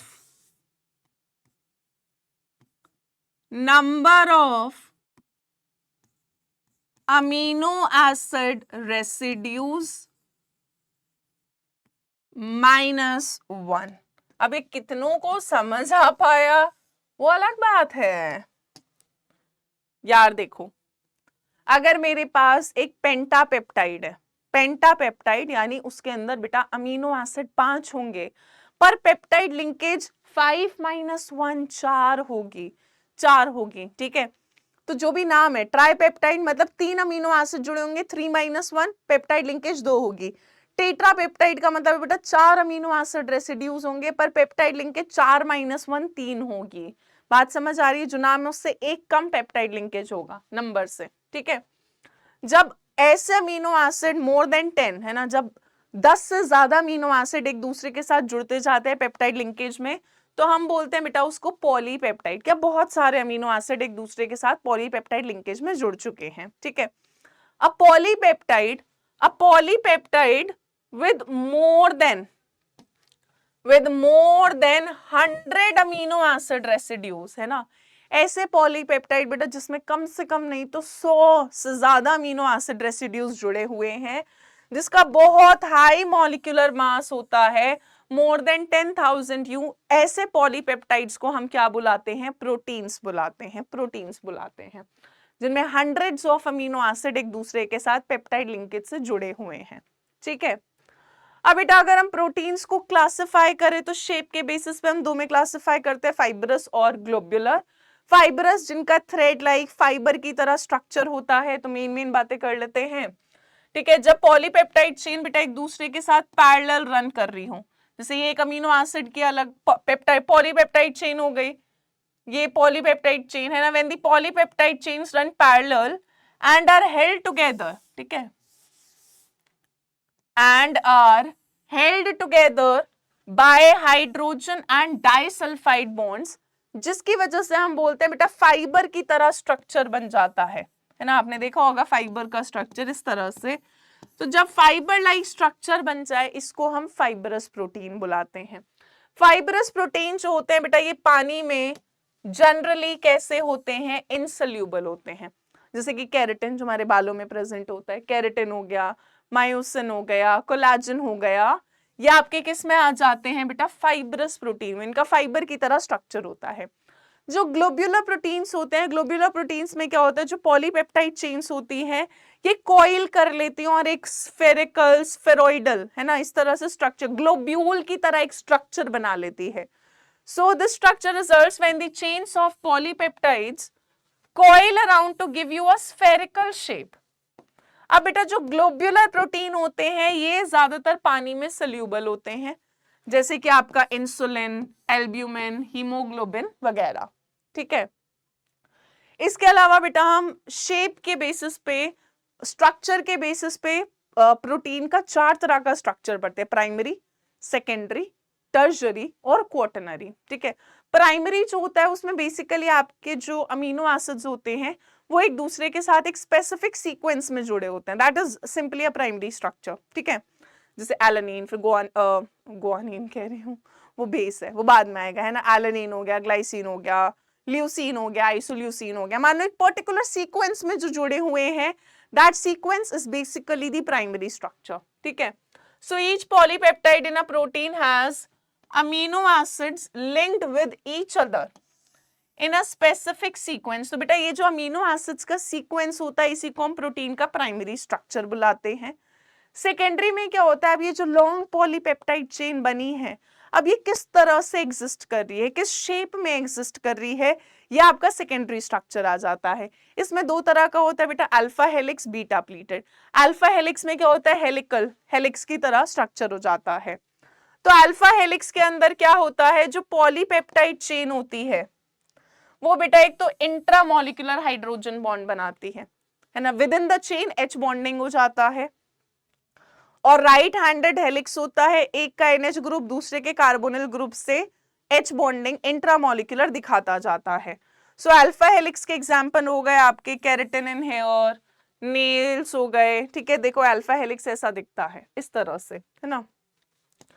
आप देखोगे एक का कार्बोनिल ग्रुप दूसरे के अमीनो ग्रुप से NH से H बॉन्डिंग, और क्योंकि यहाँ पर बेटा विद इन द चेन हो रही है, मेरे को कोई और चेन की जरूरत नहीं पड़ रही है, तो अल्फा हेलिक्स में इंट्रामोलिकुलर H बॉन्डिंग होती है। बीटा प्लीटेड में क्या है, जो पॉलीपेप्टाइड चेन है इनको बिल्कुल स्ट्रेच कर दो, जितना मैक्सिमम स्ट्रेच कर सकते हैं। तो ये पॉलीपेप्टाइड चेन थी, इसको स्ट्रेच कर दिया, दूसरी को स्ट्रेच कर दिया, तीसरी को स्ट्रेच कर दिया। तो यहाँ पर क्या होता है, जो पॉलीपेप्टाइड चेन्स, जो पेप्टाइड चेन्स होती हैं, ठीक है, they are stretched to the maximum extension and then arranged side by side. They are held together with intermolecular hydrogen bonding, example silk fibre हो गया। ठीक है, अब आप यहाँ पे देखोगे बेटा एक चेन का कार्बोनिल दूसरे के NH से H बॉन्डिंग कर रहा है। ठीक है, तो यहाँ पे इंटरमोलिक्यूलर है, बिटवीन, एक चेन से दूसरी चेन के बिटवीन में हो रही है। So this is beta pleated sheets. ठीक है, तो सेकेंडरी स्ट्रक्चर में जो पॉलीपेप्टाइड चेन आपकी बनी, ठीक है, जो सीक्वेंस ऑफ अमीनो एसिड में बना वो अब फर्दर किस तरह से एग्जिस्ट कर रहा है, that is secondary structure. Tertiary में क्या होता है, अब जो पॉलीपेप्टाइड चेन होती है बेटा इसकी ओवरऑल फोल्डिंग स्टार्ट हो जाती है। ठीक है, सो जो टर्शरी स्ट्रक्चर होता है it represents the overall folding of polypeptide chains by H bonds, disulphide linkages आ जाती हैं। अब यहाँ पर फोर्सेस से बहुत सवाल आता है, वैन डर वाल फोर्सेस आ जाती है, इलेक्ट्रोस्टैटिक फोर्सेस ऑफ अट्रैक्शन आ जाती है। टर्शरी में आ जाते हैं आपके फाइब्रस एंड ग्लोब्यूलर प्रोटीन, जो हमने पहले करे थे, ठीक है। और क्वाटरनरी में क्या होता है, जो आपका स्पेस में दो या दो से ज्यादा पॉलीपेप्टाइड चेन्स का एक दूसरे के रिस्पेक्ट में स्ट्रक्चर होता है, दैट इज क्वाटरनरी। अब जरा समझना, ठीक है। ये हो गया बेटा प्राइमरी, अमीनो एसिड एक स्पेसिफिक सीक्वेंस में जुड़ते गए। ये सेकेंडरी, हम ये हेलिकल वाला कर रहे हैं, अल्फा हेलिक्स वाला, ठीक है। बीटा प्लीटेड भी हो सकता है डिपेंडिंग ऑन। ये बेटा टर्शरी, जिसमें ओवरऑल फोल्डिंग आप देख रहे हो ना, ओवरऑल फोल्डिंग स्टार्ट हो गई है पॉलीपेप्टाइड चेन की। क्वाटरनरी में क्या होता है बेटा, अब यहां पर अगर आप देखोगे, this is one polypeptide chain, ये वाली, ये एक पॉलीपेप्टाइड चेन है, ठीक है। इसके रिस्पेक्ट में this is another polypeptide chain. तो एक पॉलीपेप्टाइड चेन के रिस्पेक्ट में दूसरी पॉलीपेप्टाइड चेन स्पेस में किस तरह से एक दूसरे के साथ ये अरेंज हो रखी होती हैं, ये क्वाटरनरी स्ट्रक्चर बताता है, ठीक है। तो आपका प्राइमरी, सेकेंडरी, टर्शरी और क्वाटरनरी स्ट्रक्चर हो जाता है। चलिए नेक्स्ट अगर हम बात करें बेटा डीनेचरेशन ऑफ प्रोटीन्स में, तो डीनेचरेशन में क्या होता है आपका, जब हम किसी प्रोटीन को कुछ फिजिकल चेंज देते हैं। फिजिकल चेंज का मतलब है कि मैंने उसका टेम्परेचर बदल दिया या मैंने पीएच में कुछ ऑल्ट्रेशन कर दी, तो उसमें क्या हो जाता है, जो हाइड्रोजन बॉन्ड्स होते हैं प्रोटीन के, वो डिस्टर्ब हो जाते हैं। So when a protein in its native form, native का मतलब होता है जो ओरिजिनल एक्चुअल फॉर्म होती है, एंड सब्जेक्टेड टू चेंज, जैसे कि आपने हीट, टेम्परेचर बदल दिया, पीएच बदल दिया, हाइड्रोजन बॉन्ड बेटा डिस्टर्ब हो जाते हैं, जिसकी वजह से अब जो ग्लोब्यूल्स थे वो अनफोल्ड होना स्टार्ट हो जाते हैं, जो हेलिक्स थी वो अनकॉइल होना स्टार्ट हो जाती है, जो प्रोटीन होता है बेटा वो अपनी बायोलॉजिकल एक्टिविटी को लूज कर देता है, ठीक है। और इसको बुलाते हैं हम denaturation of protein. Very common example is, आपने देखा होगा बेटा जो एग के अंदर व्हाइट पार्ट होता है उसको हम एल्ब्यूमिन बुलाते हैं, जिसमें प्रोटीन प्रेजेंट होता है आपका। जब हम एग को बॉईल करते हैं तो उसका जो प्रोटीन पार्ट होता है, जो व्हाइट पार्ट होता है, एल्ब्यूमिन वैसे तो ट्रांसपेरेंट जैसा होता है, पर जब हम अंडा बॉईल करते हैं, एग बॉईल करते हैं, तो आप देखते हो वो कोगुलेट होकर एकदम व्हाइट कलर का हो जाता है। जो प्रोटीन होता है वो कोगुलेट हो जाता है, डीनेचर हो जाता है, सॉलिडिफाई हो जाता है, kind of I can say. अब डीनेचरेशन, कर्डलिंग ऑफ मिल्क हो गया, है ना। तो ये कॉमन एग्जांपल है जिसमें हम प्रोटीन के स्ट्रक्चर में चेंज ला रहे होते हैं। तो अब यहां पर क्या होता है बेटा, प्रोटीन का secondary and tertiary structure, 2 degree and 3 degree structure destroy हो जाता है, ठीक है। डीनेचरेशन ऑफ प्रोटीन में 2 डिग्री एंड 3 डिग्री स्ट्रक्चर यानी सेकेंडरी और क्वाटरनरी स्ट्रक्चर बेटा डिस्ट्रॉय हो जाता है। प्राइमरी स्ट्रक्चर जिसमें अमीनो एसिड का सीक्वेंस था वो इंटैक्ट रहता है, ठीक है। प्राइमरी स्ट्रक्चर इंटैक्ट रहता है पर 2 डिग्री और 3 डिग्री डिस्ट्रॉय हो जाता है, ठीक है। चलिए नेक्स्ट बात करते हैं बेटा एंजाइम्स की। अब यहां से सारे छोटे छोटे टॉपिक है। एंजाइम्स की हम बात करें तो इनको हम बायोलॉजिकल कैटलिस्ट बुलाते हैं। ये हमारी बॉडी के अंदर बहुत इंपॉर्टेंट होते हैं, बायोकेमिकल रिएक्शंस को कैटलाइज करा रहे होते हैं। और आपका कॉमन एंजाइम हो गए जैसे माल्टेज, लैक्टेज, इन्वर्टेज वगैरह, ठीक है। माल्टेज माल्टोज को ग्लूकोज में, लैक्टेज लैक्टोज को ग्लूकोज गैलेक्टोज में, और अमाइलेज हो गया स्टार्च को ग्लूकोज में, इन्वर्टेज हो गया सुक्रोज को ग्लूकोज एंड फ्रक्टोज में, यूरिएज हो गया जो यूरिया को अमोनिया एंड कार्बन डाइऑक्साइड में बदलता है, ट्रिप्सिन या पेप्सिन हो गए जो आपके प्रोटीन को अमीनो एसिड में बदलते हैं, ठीक है। तो एंजाइम्स आपने समहाउ पहले भी पढ़े होंगे, ठीक है। ये भी आपके बेटा रिएक्शंस को कैटलाइज कराते हैं, एक्टिवेशन एनर्जी को लोअर डाउन कर देते हैं, एंजाइम स्पेसिफिक होते हैं। ऐसा नहीं है कोई सब एंजाइम कोई भी रिएक्शन को कैटलाइज करा सकता है, नो, है ना। They are specific in nature, एक ऑप्टिमम टेम्परेचर पे काम करते हैं, ऑप्टिमम पीएच पे काम करते हैं। Next if I talk about then it is your vitamins, है ना। Enzymes is not very much in detail. Vitamins में मेन जो आपका बेटा सवाल आता है वो वाटर और फैट सोल्यूबल पे ही आता है। So vitamins again these are organic compound जो हमारी बॉडी में स्मॉल अमाउंट में जरूरत होती है हेल्दी ग्रोथ के लिए, और अगर इनकी डेफिशिएंसी हो जाए तो वेरियस डिसीजेस हो जाते हैं। पर क्योंकि विटामिन्स हमारी बॉडी नहीं सिंथेसाइज कर सकती तो we have to take them from diet, है ना। डाइट के थ्रू हमें लेना पड़ता है। तो बेसिकली हम विटामिन्स को दो में क्लासिफाई करते हैं, फैट सोल्यूबल, वाटर सोल्यूबल, ठीक है। फैट सोल्यूबल बेटा जो आपके फैट्स और ऑयल्स में सोल्यूबल होंगे पर पानी के अंदर इनसोल्यूबल होंगे, ठीक है। और आसान सा तरीका है भाई याद करने का, फैट सोल्यूबल में इस तरह से याद रखना, अडैक से, ADE के, विटामिन A, D, E और K आपका आ जाते हैं फैट सोल्यूबल में, ठीक है। ये वाले विटामिन बेटा आपके लिवर या एडिपोज टिश्यूज में स्टोर होते हैं। जो वाटर सोल्यूबल विटामिन होते हैं वो आपके ग्रुप बी, जैसे vitamin B1, B2, B6, B12 और विटामिन सी, ठीक है। सो विटामिन बी एंड सी आपके वाटर सोल्यूबल होते हैं और अडैक वाले आपके फैट सोल्यूबल होते हैं। अब जो बेटा वाटर सोल्यूबल विटामिन होते हैं ये हमारे को डाइट में रेगुलर सप्लाई करने पड़ते हैं क्योंकि हमारी बॉडी से डेली बेसिस पर एक्सक्रीट आउट हो जाते हैं, एक्सेप्ट विटामिन B12, ठीक है। तो हम कहते हैं water soluble vitamins must be supplied regularly in diet, क्योंकि रेगुलरली एक्सक्रीट आउट हो जाते हैं यूरिन की फॉर्म में और बॉडी हमारी इनको स्टोर नहीं कर सकते एक्सेप्ट विटामिन B12, ठीक है। B12 स्टोर हो जाता है पर बाकी vitamin B and C other वाले नहीं स्टोर हो पाते। इसीलिए कहते हैं कि भाई विटामिन सी डेली लो, है ना, सिट्रस फ्रूट्स खाओ, ऑरेंजेस खाओ, क्योंकि ये हमारी बॉडी में स्टोर नहीं हो पा रहा है, इनको हमें डेली बेसिस पे डाइट में लेना पड़ता है, ठीक है। This is important, very much important. चलिए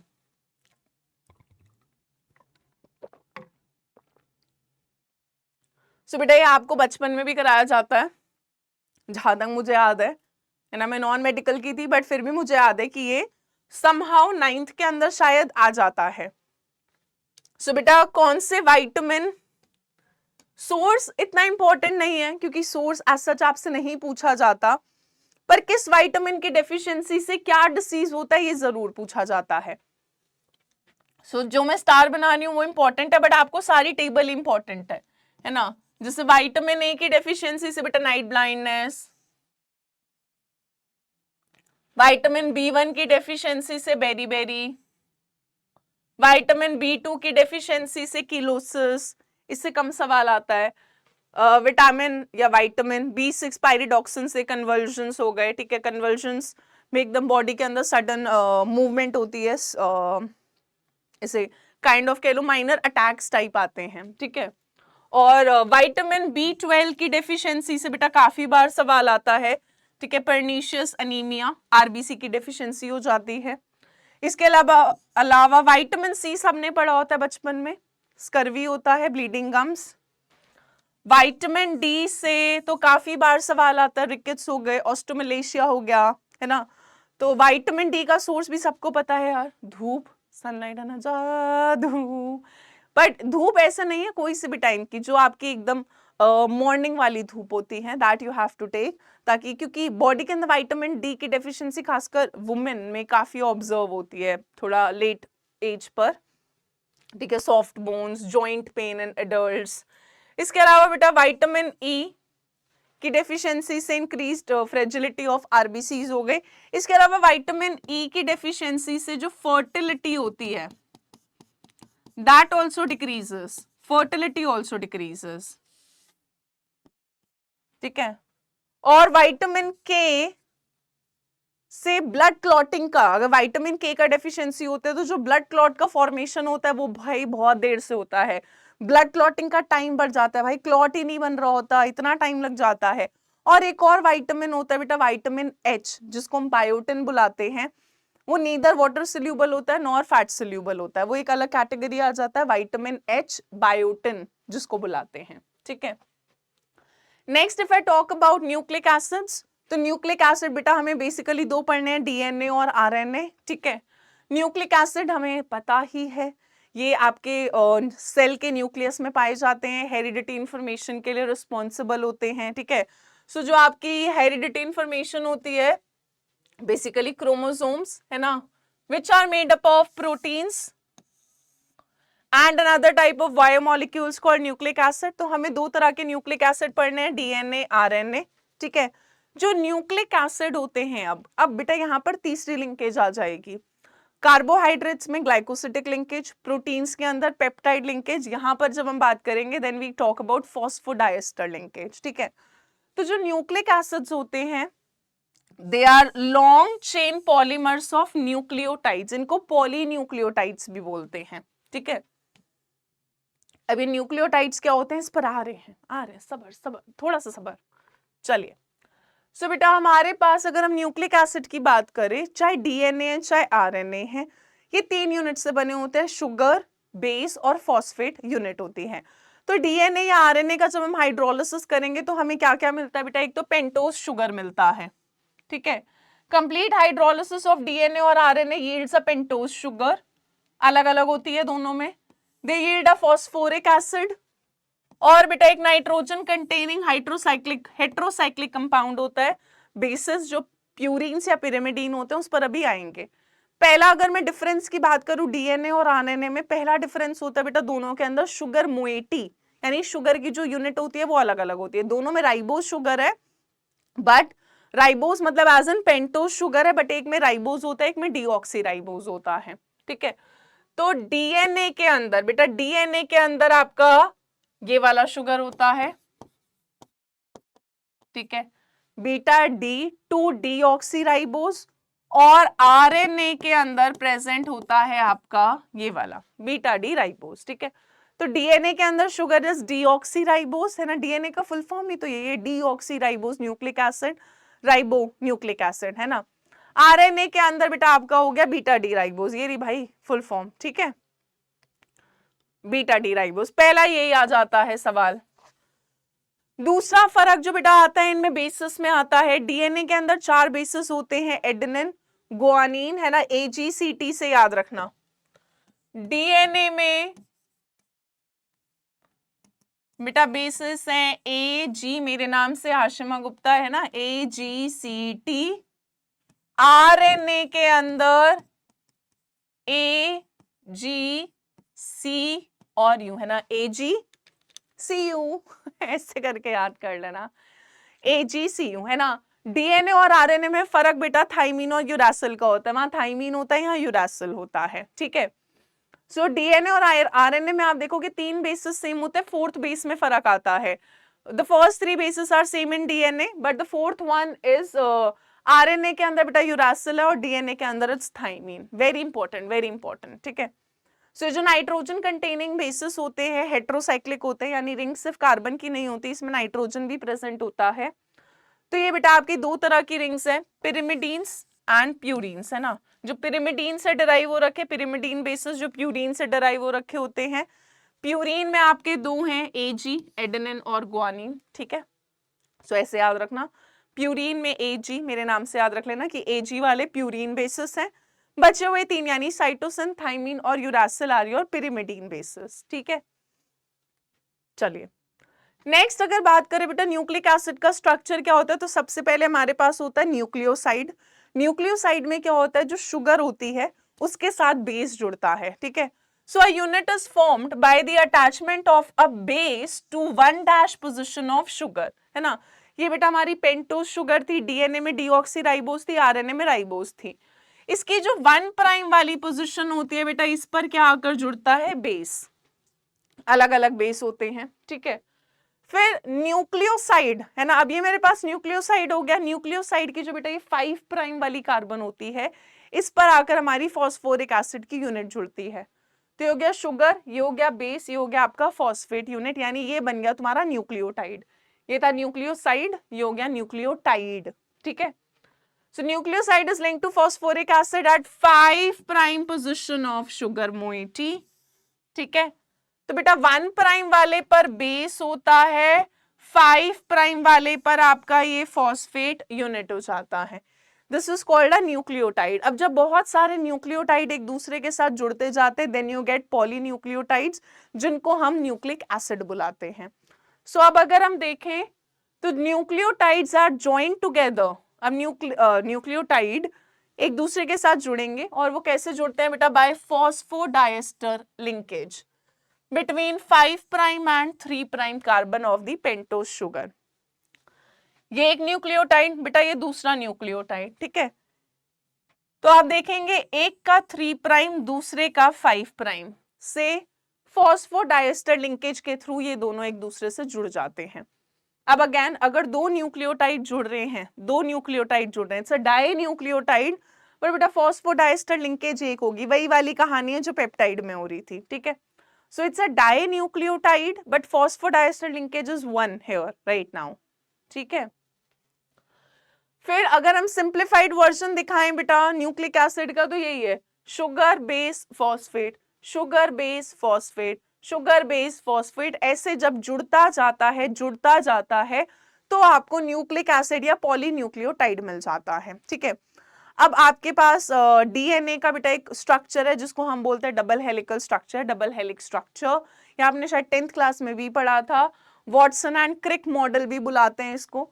वॉटसन एंड क्रिक ने डबल स्ट्रैंड हेलिक्स स्ट्रक्चर दिया था डीएनए का, जिसमें दो न्यूक्लिक एसिड की जो चेन होती है ना, वन चेन अनदर चेन, ठीक है, two nucleic acid chains are wound about each other and are held together by hydrogen bond, है ना, H bonding। और हम कहते हैं बेटा जो दोनों न्यूक्लिक एसिड की चेन होती है ना, the two strands are complementary to each other, ठीक है, क्योंकि हाइड्रोजन बॉन्ड्स जो बनते हैं ना बेटा वो स्पेसिफिक पेयर्स के बीच में ही बनते हैं, ऐसा नहीं है कोई भी किसी के साथ भी बेस के साथ बना लेगा, ठीक है। तो याद रखें ए टी के साथ बनाता है डबल बॉन्ड, सी जी के साथ बनाता है, या ऐसे लिख लो ए टी जी सी, ठीक है। एडेनिन और थाइमीन में बेटा जो एच बॉन्डिंग होती है वो 2 बार डबल वाली होती है, जी और सी में 3 बार, जी या सी या सी या जी एक ही बात है, ए या टी, टी या ये एक ही बात है। तो अगर इधर के स्ट्रैंड का जी है तो बेटा उधर का सी होगा, इधर का ए है तो उधर का टी होगा, इधर का टी है तो उधर का ए होगा, अगेन इधर का सी है तो स्ट्रैंड का जी होगा, ठीक है। तभी हम बोलते हैं दोनों स्ट्रैंड्स एक दूसरे के कॉम्प्लीमेंट्री होते हैं। तो एच बॉन्डिंग याद रखिएगा ए की टी के साथ होती है, एडेनिन और थाइमीन की, साइटोसिन और ग्वानिन की आपस में, एडेनिन और थाइमीन बेटा डबल बॉन्ड, जी और सी में ट्रिपल बॉन्ड, ठीक है, 3 बार एच बॉन्डिंग। चलिए आरएनए की अगर हम बात करें तो बेटा आरएनए जो होता है वो सिंगल स्ट्रैंड होता है, DNA double strand, RNA single strand होता है।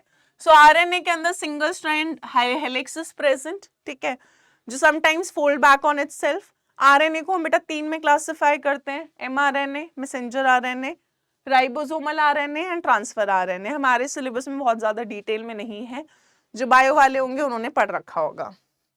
चलिए नेक्स्ट अगर हम बात करें तो बेटा हॉर्मोन्स, हॉर्मोन्स एनसीईआरटी में बहुत थोड़ा सा दे रखा है, वेरी लिटिल, है ना, बहुत आधा पेज मुश्किल से दे रखा है। सो हॉर्मोन्स की अगर हम बात करें बेटा तो hormones are the chemical substances produced by ductless glands, जो आपकी एंडोक्राइन ग्लैंड्स होती है, जैसे थायराइड हो गया, एड्रेनल हो गया, इनसे जो कुछ हॉर्मोन्स रिलीज होते हैं, केमिकल सब्सटेंसेस रिलीज होते हैं। जो ये हॉर्मोन्स होते हैं ना, they find their way into the blood stream, they find their way into the blood stream, ये अपना रास्ता भाई ब्लड स्ट्रीम में ढूंढ लेते हैं, ठीक है, एंड दे इन्फ्लुएंस और they regulate the functions of the other organs of the body. और ये आपने देखा होगा यार, कभी कभी होता है कि जब हम बहुत स्ट्रेस लेते हैं तो हम कहते हैं हमारा हार्मोन इम्बैलेंस हो गया। तो जो हॉर्मोन्स होते हैं बेटा ये आपकी बॉडी के अंदर रेगुलेट कर रहे हैं, फंक्शनिंग को रेगुलेट कर रहे होते हैं। और अगेन हार्मोनल डेफिशिएंसी अगर हो जाए तो उससे आपके स्पेसिफिक बायोलॉजिकल डिसऑर्डर भी हो जाते हैं, ठीक है, जिनको क्योर करा जाता है, कर सकते हैं हम, ठीक है। अब केमिकल नेचर के बेसिस पे हम हार्मोन्स को अलग अलग में क्लासिफाई करते हैं, जैसे स्टेरॉइड वाले हो गए जिसमें आपका एस्ट्रोजन एंड एंड्रोजन्स आ जाते हैं, कुछ हार्मोन्स आपके पॉलीपेप्टाइड्स वाले होते हैं, जैसे इंसुलिन हो गया, एंडोर्फिन्स हो गए, ठीक है, कुछ आपके अमीनो एसिड के डेरिवेटिव्स होते हैं जैसे एपिनेफ्रिन एंड नॉर एपिनेफ्रिन, ठीक है। तो अलग अलग तरह के आपके हार्मोन्स हैं, ठीक है। ये एक टेबल मैंने दे दी है, rather than theory I would focus on a table. So NCERT में आपको थ्योरी की फॉर्म में दे रखा है, मैंने बता दिया है भाई कि कौन सा हार्मोन किस ग्लैंड से रिलीज हो रहा है और उसका रोल क्या है, फंक्शन क्या है। जैसे अगर हम बात करें टेस्टोस्टेरॉन तो वो आपके मेल सेक्स ऑर्गन की डेवलपमेंट के लिए रिस्पॉन्सिबल होता है। फीमेल्स के अंदर बेटा एस्ट्रोजन एंड प्रोजेस्टेरॉन होता है, ग्लैंड ओवरी ग्लैंड से रिलीज होता है, और फंक्शन वही फीमेल्स के अंदर सेक्स ऑर्गन का डेवलपमेंट हो गया, प्रेगनेंसी को मेंटेन करना हो गया, ठीक है। कॉर्टिजोन हो गया जो आपके metabolism of water, mineral, salts, इन सबको रेगुलेट करता है। एड्रेनलिन से काफी बार सवाल आ जाता है, ठीक है। सो इसका फंक्शन होता है आपका एक तो इंक्रीज ब्लड प्रेशर को, पल्स रेट को। आपने एड्रेनलिन तो सबको पता होता है ना यार।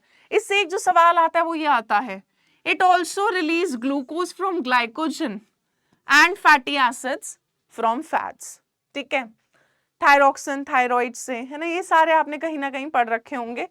सो इसको एक बार देख लेना, पढ़ लेना।